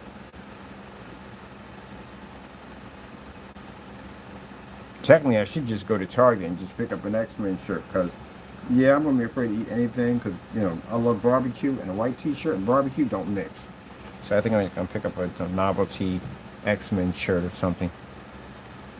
Something that I know if I jack it up, I'm just gonna jack it up. That's all to it. So let's see where they let us, if we got a chance to put this in before they told us we had to refresh. Or they just do it dirty.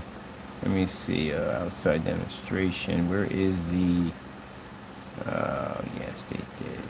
There's a submersible. Where is the other links at? This for the demonstration. This is for the, yeah, they didn't. Let's get it. Jerks, freaking jerks. Unbelievable, man. Seriously? Come on, man. Why?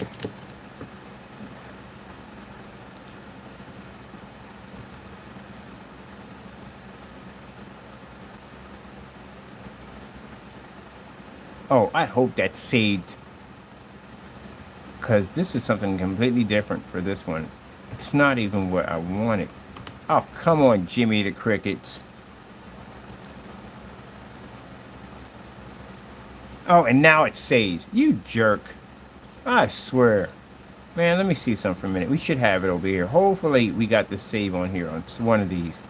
Did save it. Here it is right here. We got it right here. All right, cool. All right, we'll grab it from here. Oh, no, no, no. You're doing too much. We'll grab it from there. Hey, Jimmy the Crickets. All right. Let's see if we went doing the half and half. And I got to check all these now. That'll make my job rough. All right. Oh, by the way, did you come with the rope lights? Someone's asking about those rope lights. Yeah, it does come with the rope lights for free. So all of them have them packaged in there. So there was ones you can write on your wall, all that cool stuff with them. And they synchronize the music and all that stuff. So let me see if we got it in this one too. Alright, that's a test for that. Blah, blah, blah. Spray on application. What are you? What are you for? This, okay, this is where I was at. This is the last place I was at. Okay. Let me come out of this. Let me put this right over here. And it should pretty much be good to go right there. Alright, and then we'll come in and space that. Alright. Right, this will be turned into a link. Let me see this. Now I'll give you an idea. We also have a video in there on submersible. Like if you're doing a plexiglass screen, you want to submerge them underwater for projector mapping applications or whatever you want to use it for. Maybe you want to use it for the side of your pool. That's another thing too. I didn't think about that too, because again, if you got a pool and you basically want to put a screen up there, you can put a plexiglass screen and put a projector behind it and push an image right through it. So yeah, and the screens can be submersible, which means you can drop them underwater. Now you're probably wondering, like, who would use that application? Well, you know, we get companies sometimes, they want to put in a virtual fish tank and they don't want to put in a big coral reef and all that stuff. It's expensive. You got to get a diver to go down and clean it, keep it maintenance and stuff. Or then they have a tank, they can actually drop a screen through it and they can put a projector through it and they can put tropical fish right through it, like I did in the demonstration, but on a much larger scale. And that basically means they don't have to basically pay for the fish and all that stuff. So that's a fantastic way to add something different to your restaurant. Or if you want, you can put a kraken, sea monster. You can put freaking mermaids in there. And if you really get really creative with it all, you can bring somebody in who basically specializes in special effects, and you can actually projector map that right through inside of your fish tank. Can you imagine that? City of Atlantis, and dragon, or not dragon, but sea monster pushing through, and mermaids floating around. That'd be pretty cool, wouldn't it? Yeah. Put one of those bubble things, make the tank bubble a little bit. Yeah. You know, that kind of cool stuff with it. So that's why that invisible technology is submersible.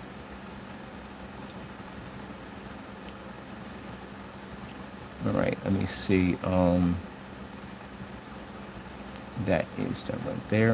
Okay, that's finished. I'm about to say, they did it again. I was like, hi, karate! Ah! Anyway, that cologne called High Karate. That was interesting. I'd rather have that High Karate. High Karate! Yeah! Let me see. Okay. This is here. Let's put it in there. We got it right there.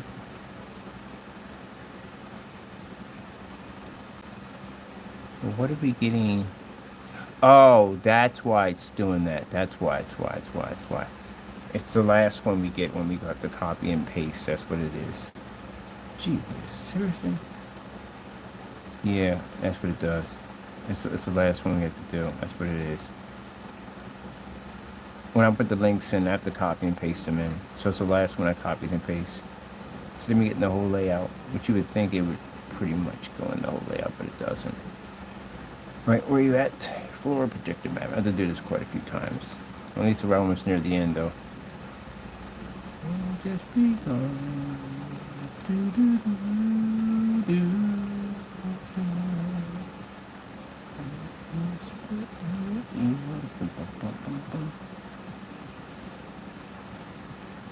Oh, by the way, yesterday, where's the other phone at? I know I heard that thing go off somewhere. I don't know where it's at. Yesterday, on our daily walk and talk, just going to plug this in here real quick. What did we get for our walking? Oh, man, you're going to be happy. You're going to be surprised. Really surprised on this one. Come on, man, act right. The chair's having a fight with me back here. Come on, all right. This is what we got yesterday. Let me see right here, just real quick. All right, these are our numbers. Sorry, for yesterday. So I hit the 21 again. Oh, man, I'm telling you. I've got to find other places to go. I literally got to find other places to go. On Monday, yeah, July the 1st, 21. We got it. Again. Got it back-to-back 21. So today, are we going for 21? I want to get 24, man. I definitely want to get 24 in. But I think today I'm going to the Chuck Wagon Museum. I've been dying to check that place out. Check Wagon Museum. Okay, we got, let me see, make sure we got this copied right again. I copied twice just in case. Taco, can you get from underneath a desk? You do not need to be back underneath there with all my wires and everything. He's got a habit of pulling things off the table. He'll do it in a hot second. Tell you the most interesting animal I met was my neighbors had a dog named Klepto. He was a Great Dane. You left anything on the table, Klepto will take it and bury it in the backyard, and you will never ever find it. Never find it. That's how we got the name Klepto. So I was curious to see what Klepto takes off the table, so I put something up there, nothing valuable.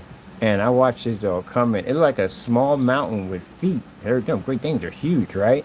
So you just see the hump of it walking past the table, and it passes quite a few times. It'll look up and look at it, and it'll pass by. I guess it's looking to see if anyone's looking, and just whoosh, takes it that quick, and goes out in the back and buries it. And that's how he got the nickname Klepto. I thought it was the most interesting name for that dog.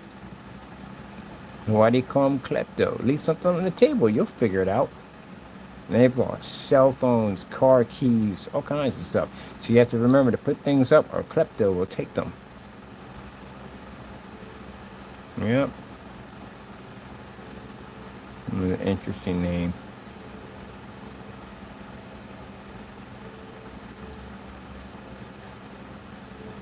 Weirdest pet? Oh, no. I've seen some pretty strange pets. Really crazy stuff. Like, you would think you live in North Philadelphia. You know, you're in the hood, right? You would think that everybody would have the same usual pit bulls. No. People have some really crazy exotic pets. When I was doing computer work, and I would go to people's homes, and I would basically work on their computers. And I've seen, well, the guy had a bullfrog, and it's, excuse my French here, the bulldog's name was Bastard. So the reason why he had the name, because he had one big eye and a small eye, and on the other side he had one big foot and one small foot, and he was just the most ignorant thing I've ever seen in my entire life. I mean, he was just downright nasty. I mean, he would basically hit the tank, and you would watch his tongue move back and forth. He was something else, but the guy fell in love with him. He was just so interesting. But to each his own. I've seen scorpions. I've seen spiders. And one of the other things, I think the most interesting of them all, a 6-foot electric eel named Pico. Yep, named after the electric company in Philadelphia. And it's interesting because when I was working on that guy's computer, he comes out of the basement with one of those leather bibs on, boots and the gloves. I'm thinking, oh shoot, this guy's killing people in this basement. And I'm in a serial killer's home right now. That's what I'm thinking. And he goes, hey, you want to see something pretty cool? I got to show you something in the basement. That's not exactly something you want to hear from somebody coming up dressed like that. So I'm thinking like, okay, you know, I don't want to put words into it, but I told him I'll have to beat the crap out of this guy because you're not going to kill me and put me in a basement somewhere. But anyway, no, it wasn't that. It came down their stairs, and it was this huge, massive rubber mat, and it was a huge, massive tank. Couldn't see what was in it because the water was kind of murky, and it had all these LED lights all over it, and it had the word Pico. And he said, yo, check this out. So he puts his hand in there, and he, I guess whatever he was touching, and it starts, water starts splashing around, and a charge went off, and everything on the tank lit up, including the name Pico. And I said, what the freak you got in there? He's like, a 6-foot electric eel. Yep, 6-foot electric eel. So when you tap the glass, you can see his face pop up, and I was like, wow, that's incredible. Yeah, because he had the world, I could get electrocuted. That's the most interesting thing I've ever seen. But I always thought, you know, you live in the hood and everybody just had, you know, pit bulls and just dogs and some cats, but nothing like that. Nothing like that. Oh, and I seen an emu once, but that was on the other side of town. I saw somebody had an emu, which I didn't believe it at first until I actually saw it. Let me see. We want to put it, I guess we'll put it right here, right underneath this. Let's put on demonstration. Where's the right demonstration? How come this is not? Oh, because this is from the old one. You had to go back and that's one. I can remember the last 4 on that one. It's definitely not the spray on, but this is for this one right here. And this is going to be for the spray on demonstration right here for that one. All right, there we go. Copy that.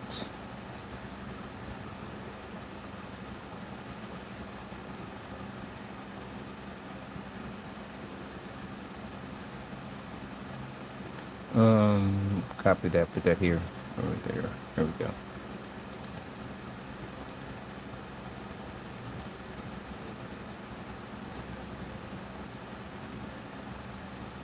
And that's interesting that how we test our stuff. I get only credit when I test against certified. That's how I get my credit. When I go on the forum sites, I don't get credit for screen paints. I don't. And that's what I don't understand about these other. It's not anybody else. It's just those two individuals only who do this stuff. No one else does it but them. They attack other screen paints.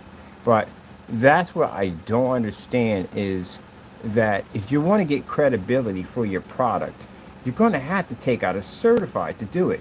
Because those are the screens that really are the heavy hitters. You go on their forum sites and you can show that a screen paint can take out a physical screen, and not only a physical screen, but you're talking about a high grade certified screen at that. Yeah, you get a lot. You get a lot of publicity for that one right there at the end of the day, and it gives you a lot of credit towards your technology.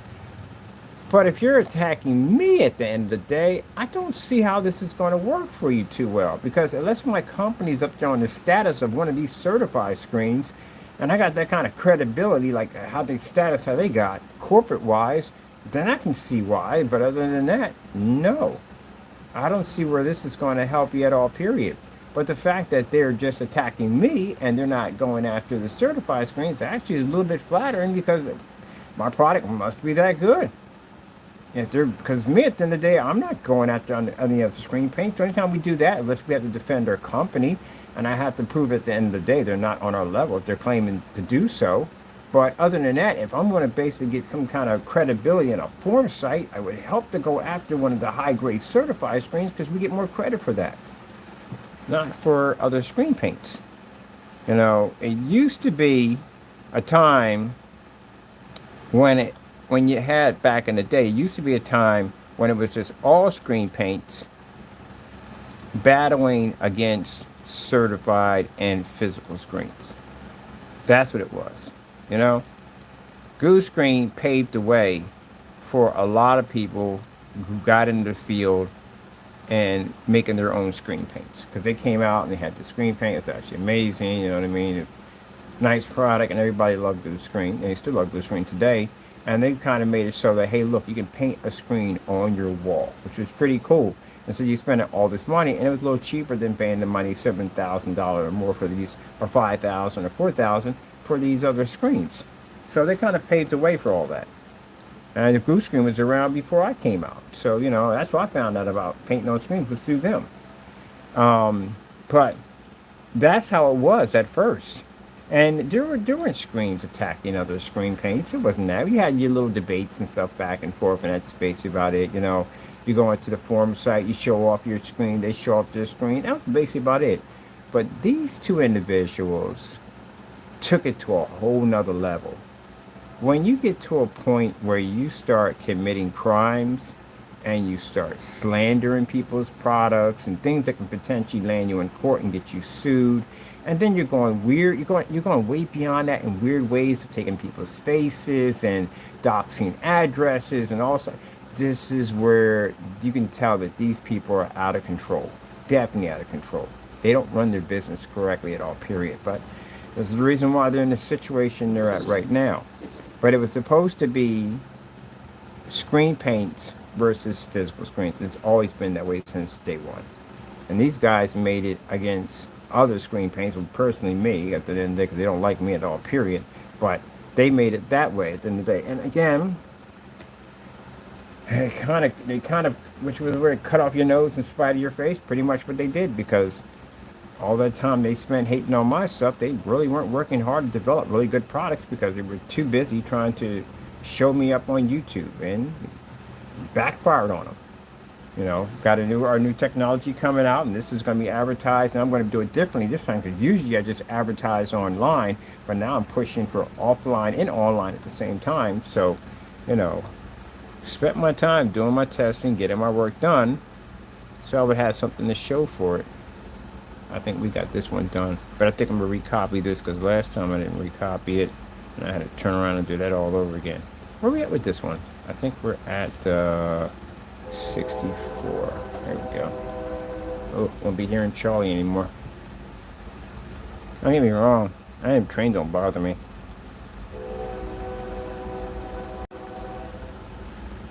But won't be hearing him anymore. But I'm going to get myself a train so I can still hear Charlie. I'm getting me a noisy Lionel smoker so I can hear that sucker running through the freaking shop. I got 12,000 square feet of track to run. So I'm going to be a little bit busy with that one. And I'm going to name it Charlie. Charlie Choo Choo. I'm going to put a GoPro on that sucker so he can just ride all through the whole place and record. But unfortunately, I know, look at the naysayers, and they're like, oh my goodness, I can't wait to... You won't be finding this place. We're not showing this place at all, period, on camera.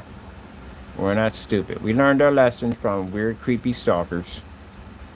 It's a shame, but that's the way it's got to be because, again, like I said, we got some really creepy people who don't know how to act right. And it's sad that, you know, as I'm saying this, they're right there thinking like, oh, just listening, trying to figure out and trying to hear certain key words. That's sad.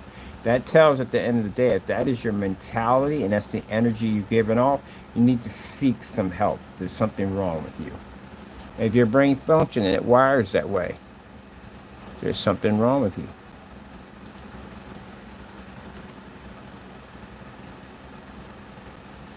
Yeah. If you're going to do it to me, you're going to do it to other people.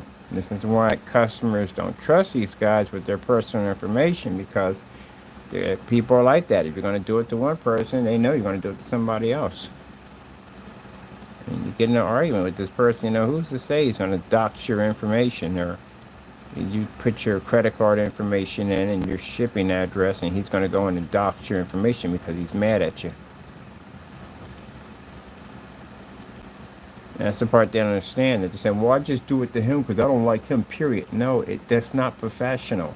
That's not even a professional way to go about it at all, period. That's when you do stuff like that, doxing and basically posting people's faces and all that stuff, that makes you look really, really bad. It does. It does. And a customer won't touch you with a 10-foot pole.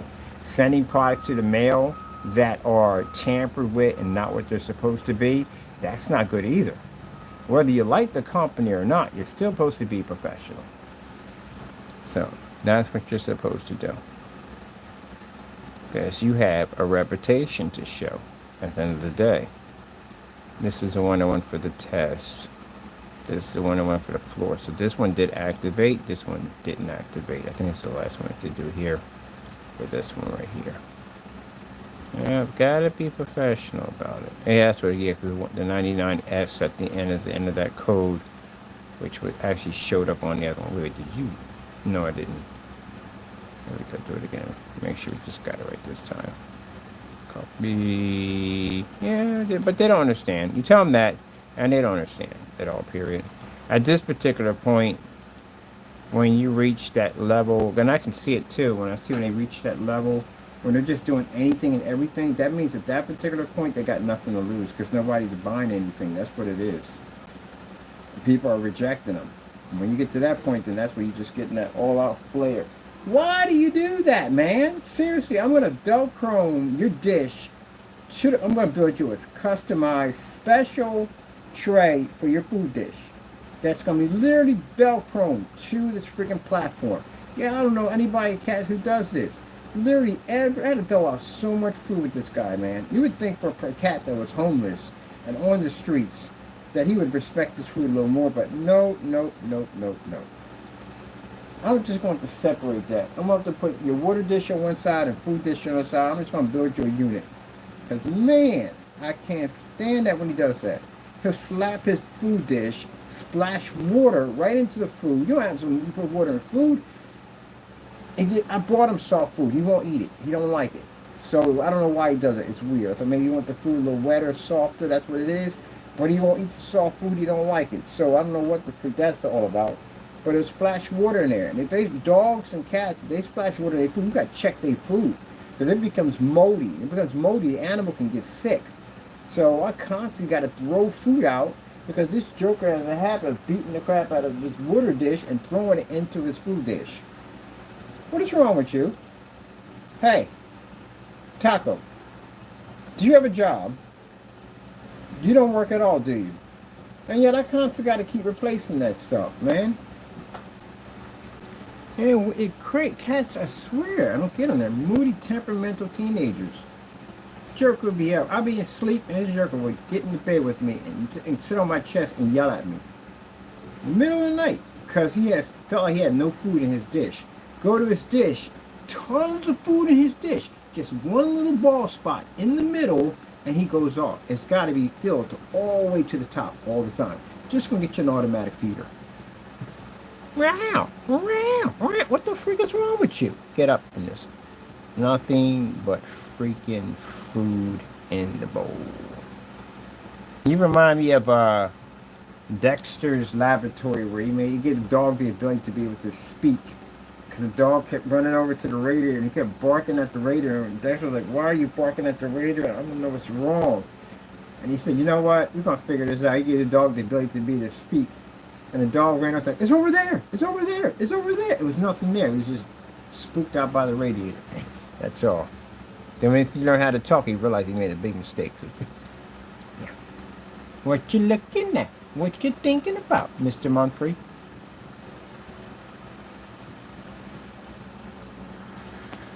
We ain't doing it now. Start thinking. All right, that's done.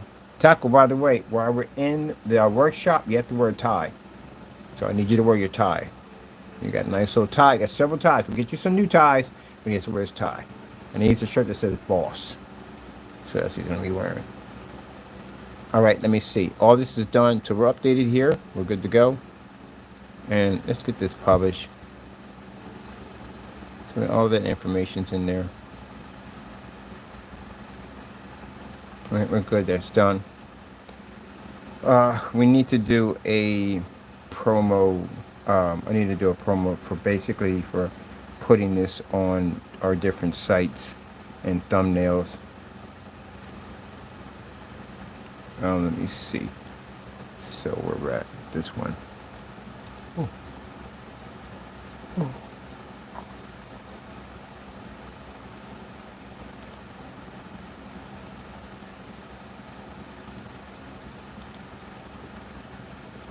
All right, let me see.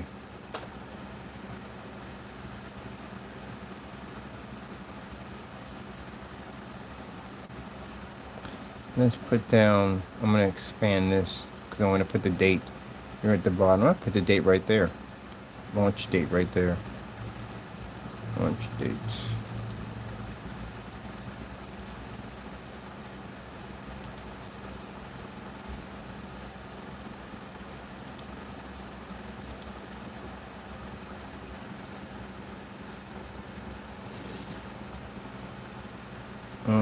Let's see. Man, I'll tell you, the $10 projector. I talked to a customer yesterday, and it was like, what projector were you using to demonstrate? I said, dude, that was a Sony VPL CX100. That projector cost $10. The thing has no form of HDMI ports or nothing. We use all adapters with that thing. So you've got to be kidding me. No, that's it. That's it. And get me a couple more of those projectors. I like that projector. It's small, it's lightweight. Man, I can use that thing for my main machine. My main projector, I can use that. I like it. I'm getting a case made for it so I can carry it on when I do my demonstrations. I'm gonna use that projector. I like it. It looks amazing on the technology, man. I still can't get over that $10. Yeah, $10 for a projector. That is now the cheapest projector I've ever purchased. I have one for $18, but that is now the cheapest. I just like the fact that the customers, I love it when my customers contact me, we talk and everything, and I get a chance to help them with their projects and stuff. But most of all, being able to save them a lot of money that they don't have to go out and spend all this money on these projectors. I like that. I like the fact to be able to do that for my customers. You know, at the end of the day, they said I have poor customer support. How do I have poor customer support when I have more information from my customers? We have an 800 number. Pay for all that stuff. I pay for shipping for all my customers, even overseas. I pay for everything. I don't like to charge $70 surcharge fees and all that stuff because customers overseas have to go through customs, and customs is expensive. So I mean, they're already investing the money in the product. You know, why not give them free shipping? I could take that out of my own pocket and pay for that. So yeah, I pay for all that stuff. You know what I mean? That's why we go through all the testing and everything to make sure those products work correctly. Because again, I use them myself.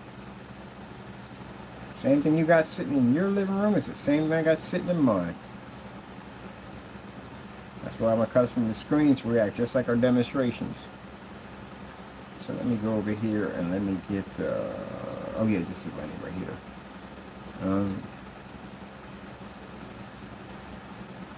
I'm getting the rear version of this technology because I don't think I'm going to spend that kind of money for it.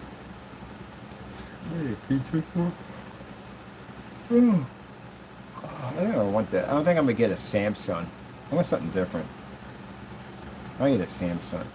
But you won't see my projector. I don't want to see it. I do not want. I saw that thing. Because I know a customer has one. He had one. He did just have one, and I didn't know they were that big. And when I got down to the best spot, I was like, "Good Lord!" I'm gonna show you my how big my other projector is. That thing is bigger than my Chrissy. This is my Chrissy. Let's see. Dig it out. Pack everything up.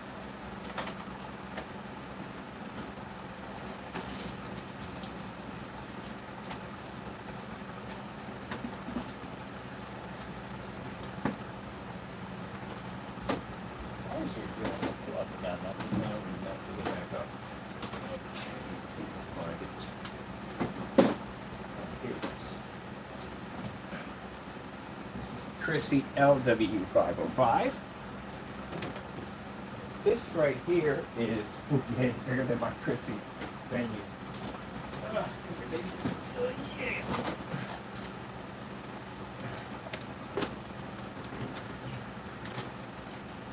This will give you an idea on how big these projectors are.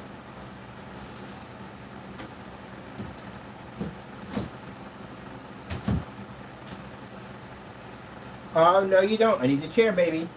I'm done. Just waiting to get the chair back. Almost finished, okay? You can have the chair back. All right. To give you an idea.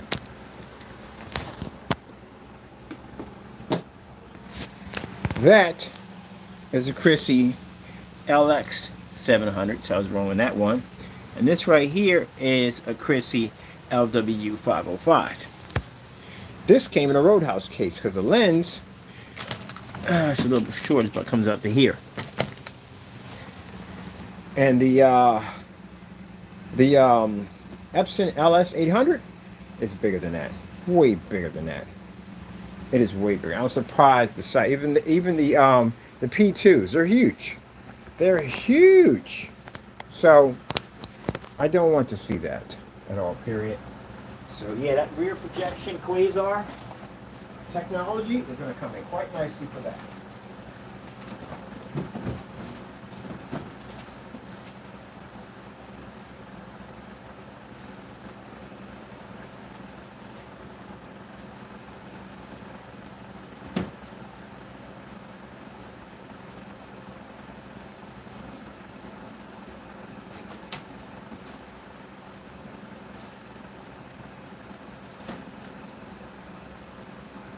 Come on, man. Leave my seat working. You do not work. Give me my seat back. Thank you. You're going to have it in a few minutes. You're going to have it all day. Cat fighting over my seat. Yeah, it's bigger than that. Like, man. It's a piece of furniture. That's what it is. It's huge. So I don't want to see it. So I'm going to get a 150-inch sheet of plexi for my with the legs designed for the bottom of it, and I'm going to basically put my projector behind it. Yep. So I don't have to see it, and the remote control will work right through that system, no problem. When I come in, that's the biggest TV I've ever seen in my entire life. Yep. Put that thing on, you would never notice the projector sitting behind the back of that. Now my buddy's going to come in and he's going to connect panels on the side of it because he's building my speakers for it. JBL panel speaker system he's going to put on. He's going to connect his own do the whole entire system. He's a projector mapping genius. And the 3D printer, 3D printing. Got that printer. He prints car parts. I mean, literally, he can print an entire car. I think it's huge. But anyway, he's going to print out my speaker system. It's going to connect onto the side of it because I want to be clear. I want to do my speakers. I'm going to do all the wire work on that, LED lights and all that stuff through it. Let me see. And later on, we might just sell them. We might sell the screen's already done.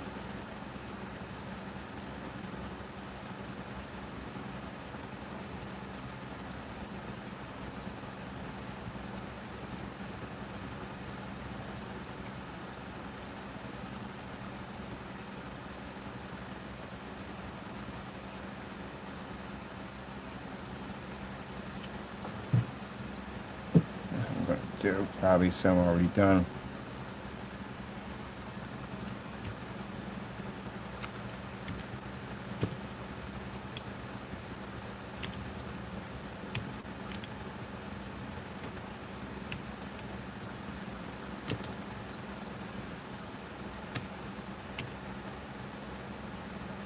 Seven.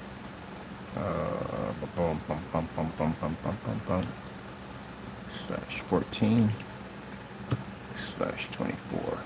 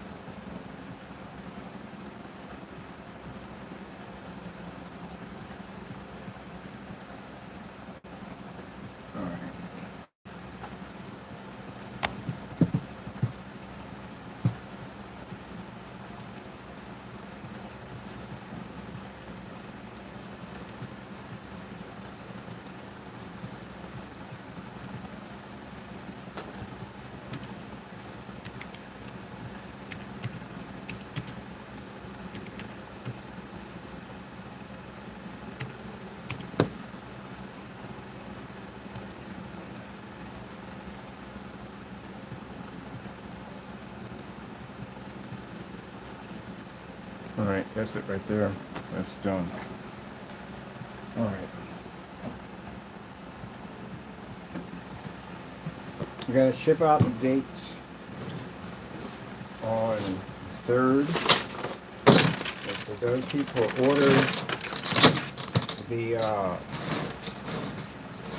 Cinemax Alpha, which is going to be discontinued on the 14th for the mid-range and new technology. So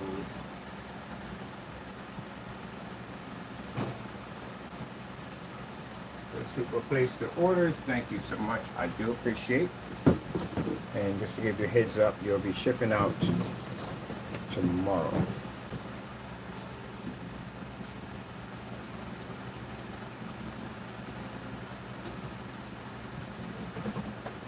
I plan to be running around screaming, "They gave me fire!" And fireworks. Literally all over the place. Roman candle fights, people. Roman candle fights. That's what we do in my neck of the woods. Trash can lids and Roman candle fights.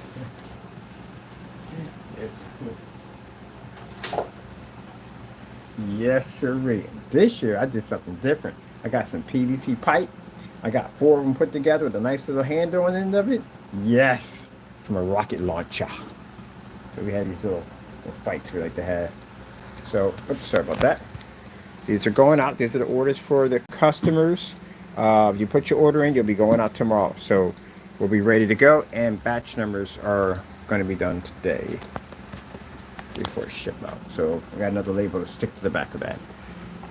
All right, and those of you waiting for the mother of all screens, the 14th is when it's going to be available.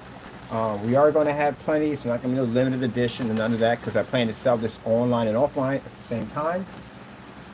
And going to have a ball with it. So I can't wait to get mine set up. I'm definitely going to be using my $10 projector, but I'm going to use it on site. But I'm going to get me another one because I do like that projector. And I am going to do a rear version of it for I'm going to pick up a 4K projector. I mean, really not going to see really a difference because, like I said, the technology we have pretty much mimics all that. But yeah, I'm going to pick up a 4K projector. But I'm picking up a PS5 anyway. A modified PS5. So yeah, I'm curious what they would look like side by side too. On top of that, ain't that right, Taco? All right, people. Hope you enjoyed the updates. Be safe out there, and thank you for your time, and God bless.